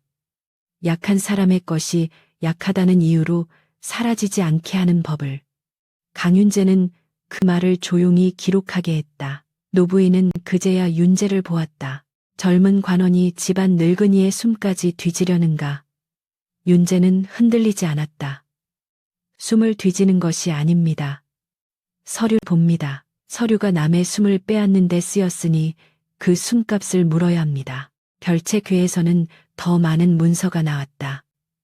윤서린의 혼수 목록 외가 땅 양도 문서 구율곡 결손을 메운 기록, 그리고 박노인과 소월의 시녀에게 지급된 은전 내역까지 모든 것이 한 줄로 이어졌다. 소월은 처음엔 노부인이 시켰다고 몰아가려 했지만 장부에는 그녀가 따로 약재와 기름끈을 요구한 흔적이 분명했다. 노부인은 가문을 지키기 위해 빼앗았고 소월은 자리와 권세를 얻기 위해 꾸몄으며 한재겸은 그 둘 사이에서 알면서도 모른 척했다. 세 사람의 죄는 서로 기대고 있었으나 서로를 지워주지는 못했다. 오히려 하나가 드러나자 나머지까지 더 선명해졌다. 정식 절차는 그날 해가 완전히 뜬 뒤 시작되었다. 윤재는 한시 문중의 구율곡 장부를 관하로 넘겼고 문중 어른들은 급히 모여 한재겸의 창고와 재산관리 권한을 모두 회수했다. 노부인이 위조한 문서들은 무효로 기록되었고 서린의 혼수와 외가 땅은 되돌려주라는 판정이 내려졌다. 박노인은 문중에서 쫓겨나 관의 조사를 받게 되었으며 소월은 첩의 자리와 안채의 열쇠를 모두 잃었다. 그녀가 가장 아끼던 비단 상자들은 봉해졌고 시녀들은 더 이상 그녀의 눈치를 보지 않았다. 사람에게서 권세가 빠져나갈 때 가장 먼저 사라지는 것은 주변의 발소리였다. 소월은 마지막까지 서린을 찾아왔다. 그녀는 더는 비단옷을 입지 못했고 머리 장식도 치워진 상태였다. 그러나 눈빛은 여전히 쉽게 꺾이지 않았다. 이겼으니 기쁘십니까? 그녀가 물었다. 서린은 구율창으로 옮길 곡식 목록을 살피고 있었다. 기쁨은 아닙니다. 그럼 무엇입니까? 나를 이렇게 만들고도 마음이 고상한 척 편합니까? 서린은 붓을 내려놓았다. 그대가 이렇게 된 것은 제가 만든 것이 아닙니다. 그대가 매듭 지은 것입니다. 저는 다만 그 매듭을 풀어 사람들 앞에 놓았을 뿐입니다. 소월의 입술이 떨렸다. 나는 살고 싶었습니다. 서린은 이번에도 그 말을 피하지 않았다. 이제 살아보십시오. 다만 남의 이름을 밟지 않고. 그 말에 소월은 처음으로 아무 대답도 하지 못했다. 그녀는 서린을 오래 보다가 웃음인지 울음인지 모를 숨을 흘렸다. 당신은 끝까지 나를 더 비참하게 만드는군요. 차라리 저주라도 하지. 서린은 조용히 말했다. 저주는 사람을 너무 오래 붙잡습니다. 저는 그대를 오래 붙잡고 살고 싶지 않습니다. 소월의 얼굴이 무너졌다. 미움받는 것보다 더 견디기 어려운 것은 더 이상 미움의 중심조차 되지 못하는 일이었다. 그녀는 돌아섰다. 나갈 때 아무도 그녀를 부축하지 않았다. 6해 전 자신이 처마 밑에서 지켜본 장면이 모양만 바뀌어 자기 발밑에 놓인 것이다. 다만 설이는 그녀가 넘어지길 바라지 않았다. 넘어진 사람을 밟고 올라서는 방식으로는 새 삶을 세울 수 없다는 것을 알았기 때문이다. 한재겸은 며칠 뒤 설인 앞에 다시 무릎을 꿇었다. 이번에는 사당도 문중 어른들도 없었다. 마당 한쪽에 쌓인 곡식 가마와 빈 장부들만이 그들을 보고 있었다. 용서해 달라 말할 자격이 없는 줄 아오. 그는 낮게 말했다. 그래도 도윤에게만은 설이는 그의 말을 끊지 않고 끝까지 들었다. 그러나 대답은 짧았다. 도윤에게 무엇을 바라는지는 도윤에게 직접 물으십시오. 다만 아비라는 이름으로 아이의 마음을 다시 명령하지 마십시오. 재겸은 고개를 숙였다. 그대는 돌아오지 않겠지. 설이는 한참 뒤 말했다. 저는 쫓겨난 곳으로 돌아가지 않습니다. 그 문이 다시 열린다 해도 제 길이 그 안에 있지는 않습니다. 재겸은 그 말을 듣고 눈을 감았다. 이제야 그는 완전히 잃었다는 것을 알았다. 6해 전에는 아내와 아이를 내보냈다고 생각했다. 그러나 사실은 자신이 그들의 삶에서 쫓겨난 것이었다. 혼수와 땅은 모두 돌려주겠소. 내 이름으로 남은 것들도 당연히 돌려받을 것입니다. 설이는 조용히 말했다. 은혜가 아니라 권리입니다. 그 말에 재겸은 더 작아졌다. 한때 그는 집안의 주인이었다. 이제 그는 자신이 주인인 줄 알았던 모든 것들이 누군가의 침묵과 빼앗긴 권리 위에 놓여 있었다는 것을 보게 되었다. 그것이 그의 벌이었다. 칼이나 옥보다 오래가는 벌, 자기 눈으로 자기 비겁함을 매일 보는 벌. 도윤은 아버지를 따로 만났다. 설이는 그 자리에 가지 않았다. 두 사람 사이에는 어머니가 대신 말할 수 없는 빈틈이 있었다. 작은 방에서 마주 앉은 재겸은 아들의 얼굴을 제대로 보지 못했다. 도윤은 먼저 입을 열었다. 저를 데려가고 싶으십니까? 재겸은 놀라 고개를 들었다. 그럴 자격이 없다는 것을 안다. 그럼 무엇을 원하십니까? 재겸은 한참 침묵하다 말했다. 네가 나를 아비라 부르지 않아도 좋다. 다만 내가 내게 갚을 길이 있는지 알고 싶다. 도윤은 손에 쥔 갈색 끈을 내려다보았다. 갚는다고 해서 제가 7살로 돌아가지는 않습니다. 어머니 등이 아프지 않았던 밤으로 돌아가지도 않습니다. 재겸의 눈이 붉어졌다. 도윤은 그 눈물을 보고도 흔들리지 않았다. 예전 같았다면 아버지가 우는 것만으로 마음이 무너졌을 것이다. 하지만 그는 이제 눈물의 쓰임을 너무 잘 알았다. 그래도 갚고 싶다면 어머니께 돌려드릴 것을 빠짐없이 돌려드리십시오. 그리고 굶주린 사람들의 곡식에 다시는 손대지 마십시오. 그것이 제가 아는 유일한 길입니다. 재겸은 고개를 끄덕였다. 도윤아. 소녀는 자리에서 일어났다. 그 이름은 어머니가 불러주실 때 가장 편합니다. 대감께서는 아직 부르지 마십시오. 문을 나서는 도윤의 등은 작지 않았다. 그러나 재겸의 눈에는 그니 더 아프게 보였다. 아이가 자랐다는 것은 자신이 너무 늦었다는 뜻이기도 했다. 설이는 되찾은 외가 땅으로 돌아가지 않았다. 대신 그 땅을 팔지 않고 그곳에 작은 곡식 창고와 바느질 방을 세우기로 했다. 이름은 매듭창이라 지었다. 사람들은 처음엔 이상한 이름이라 수군거렸지만 설이는 바꾸지 않았다. 그곳은 남편에게 버림받은 여인 집안 법도에 눌린 아이 품찹을 떼인 하인들이 찾아와 잠시 숨을 고르는 곳이 되었다. 곡식은 많은 양이 아니었지만 장부는 투명했고 문턱은 낮았다. 설이는 누구에게도 자신의 과거를 길게 말하지 않았다. 다만 새로 들어오는 사람에게 늘 같은 말을 했다. 받아야 할 것을 구걸처럼 여기지 마십시오. 당신의 이름은 남의 문서보다 먼저 당신의 것입니다.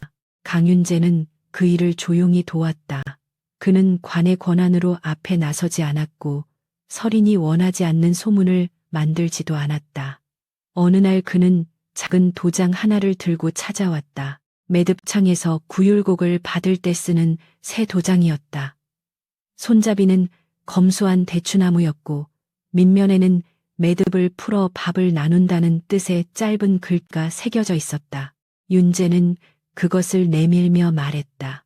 이 도장은 누구의 뒤에 숨지 않아도 됩니다. 부인께서 직접 찍으시면 됩니다. 서린은 잠시 그를 바라보았다. 저를 아직도 부인이라 부르십니까? 윤재는 담담히 답했다. 그 호칭이 누군가의 아내라는 뜻만은 아니라고 생각합니다. 스스로를 지켜낸 사람에게도 어울립니다. 서린은 처음으로 아주 희미하게 웃었다. 그 웃음은 젊은 날의 밝은 웃음이 아니었다.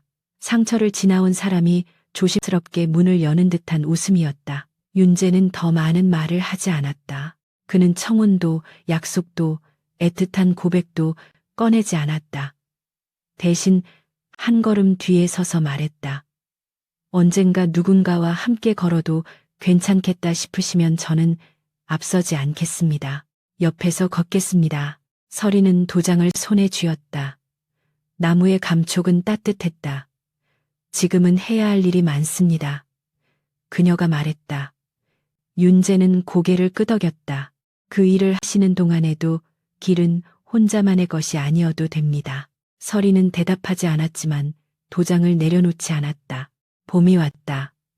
한시 문중의 높은 담장 안에서는 오래 묵은 권세가 조금씩 금이 갔고 매듭창의 낮은 담장 안에서는 사람들이 줄을 서서 곡식을 받았다. 소월은 먼 친척집으로 보내졌고 더 이상 비단옥과 시녀들 사이에서 살지 못했다. 들리는 말로는 그녀가 처음 몇 달은 매일 분노하다가 어느 날부터 말없이 바느질을 배웠다고 했다. 서리는 그 소문을 듣고도 아무 말도 하지 않았다. 한재겸은 관직과 문중 권한을 잃고 외곽으로 물러났다. 그는 가끔 매듭창 앞으로 곡식 가마를 보내왔지만 서리는 그것을 익명 기부로만 기록하게 했다. 죄는 이름을 지워달라고 해서 지워지는 것이 아니었고 선행 역시 죄를 덮는 천이 되어서는 안 되었다. 노부인 한씨는 병세가 깊어져 별채에 갇히듯 지냈다. 그녀의 위조 문서는 모두 무효가 되었고 문중 어른들은 그녀의 권한을 거두었다. 어느 날 그녀는 서린에게 사람을 보내 만나고 싶다 했다. 서린은 가지 않았다. 대신 짧은 글을 보냈다. 부인께서 말씀하신 대로 권리는 힘 있는 자가 지키는 것이라면 이제 저는 제 힘으로 제 침묵을 지키겠습니다. 만나지 않을 권리도 제 것입니다. 그 글을 받은 노부인이 어떤 표정을 지었는지는 아무도 몰랐다. 서리는 그 이야기를 더 묻지 않았다. 모든 매듭을 마주 풀 필요는 없다. 어떤 매듭은 다시 묶지 않기 위해 그대로 손에서 놓아야 한다. 도유는 매듭창의 장부를 맡기 시작했다. 그는 여전히 말수가 적었으나 아이들에게 글자를 가르칠 때는 이상하게 부드러웠다. 어느 어린아이가 숫자를 틀려 울먹이자 도유는 숫조각을 쥐어주며 말했다. 틀린 숫자는 고치면 된다. 숨긴 숫자가 사람을 굶긴다. 서리는 문 밖에서 그 말을 듣고 오래 서 있었다. 자신의 상처가 아이를 날카롭게만 만든 줄 알았는데 그 날카로운 끝에 누군가를 지키는 빛도 생겼음을 보았다. 그날 밤 그녀는 오래된 헝겊 주머니를 꺼냈다. 그 안에는 갈색 매듭끈이 들어있었다. 6해 넘게 품에 지녔던 물건이었다. 서리는 등불 아래 앉아 그 끈을 3조각으로 잘랐다. 첫 번째 조각은 작은 나무함에 넣었다. 함에는 구율곡 장부 조각과 위조 문서 사본 봉삼의 손짓을 적은 종이가 함께 들어갔다. 그것은 과거를 되새기기 위한 물건이 아니라 다시는 같은 일이 아무 말 없이 지나가지 않게 하는 증거함이었다. 두 번째 조각은 도윤과 함께 매듭창 뒷뜰에 어린 매화나무 아래 묻었다. 도윤은 흙을 덮으며 물었다. 이제 버리는 것입니까? 서리는 고개를 저었다. 아니다. 등에 지고 다니지 않기 위해 땅에 맡기는 것이다. 도윤은 그 말을 오래 생각했다. 마지막 조각은 다음날 아침 매듭창의 첫 곡식함 뚜껑에 묶였다. 사람들은 그 끈이 무엇인지 알지 못했다. 낡고 볼품없는 갈색 끈 하나가 왜 새 곡식함에 묶이는지 의아해했다. 서리는 설명하지 않았다. 다만 첫 가마를 열어 굶주린 노파의 그릇에 쌀을 담아주었다. 햇빛이 곡식 위에 떨어져 작게 반짝였다. 한때 사람을 묶고 죄를 꾸미는 데 쓰였던 끈은 이제 뚜껑을 여는 매듭이 되었다. 도윤은 그 모습을 바라보다가 조용히 어머니의 손을 잡았다. 서리는 그 손을 맞잡았다. 손바닥에 굳은 살과 상처는 여전히 남아 있었지만 이제 그것은 부끄러움이 아니라 살아남은 길의 지도 같았다. 그날 저녁 서리는 매듭창 문을 닫기 전 잠시 하늘을 올려다보았다. 높은 기와집의 처마 아래서 쫓겨나던 밤과 달리 지금 그녀의 머리 위에는 낮은 초가지분과 새로 얹은 기와 몇 장뿐이었다. 그러나 이상하게도 그 하늘이 더 넓었다.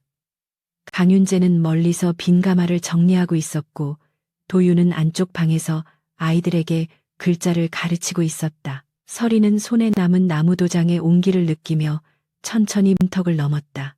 누군가의 아내로 돌아가는 길은 끝났고 누군가의 어머니로만 버티는 길도 끝나가고 있었다. 이제 그녀는 자기 이름으로 문을 열고 닫는 사람이 되었다. 밤이 깊어지자 매화나무 아래 묻힌 끈 위로 흙냄새가 내려앉았다. 바람은 차지 않았고 멀리서 구율창에 작은 종이 울렸다. 서리는 등잔불을 낮추고 도윤의 낡은 글공책을 펼쳐보았다. 첫 장에는 오래전 삐뚤게 쓰인 한 글자가 남아 있었다. 끈. 그녀는 그 글자 옆에 붓을 들어 새 글자를 적었다. 풀다. 먹이 종이에 천천히 스며들었다. 한때 끈은 그녀의 등에 닿은 매질과 아이의 삼킨 울음을 묶어두었다. 이제 그 끈은 곡식함의 뚜껑을 여는 작은 매듭이 되었고 그 앞에서 누구도 무릎을 꿇지 않았다. 다만 굶주린 손들이 밥을 받기 위해 앞으로 나아왔고 윤설이는 그 손들 앞에서 조용히 고개를 들었다. 본 작품은 역사적 사실을 기록한 문헌이 아니라 한국 고전 사극 분위기에서 영감을 받아 창작된 허구의 이야기입니다. 모든 인물 사건 대화 관계 갈등은 허구이며 인공지능 기술의 도움을 받아 창작되었습니다. 무단 복제 재편집 재배포를 금합니다.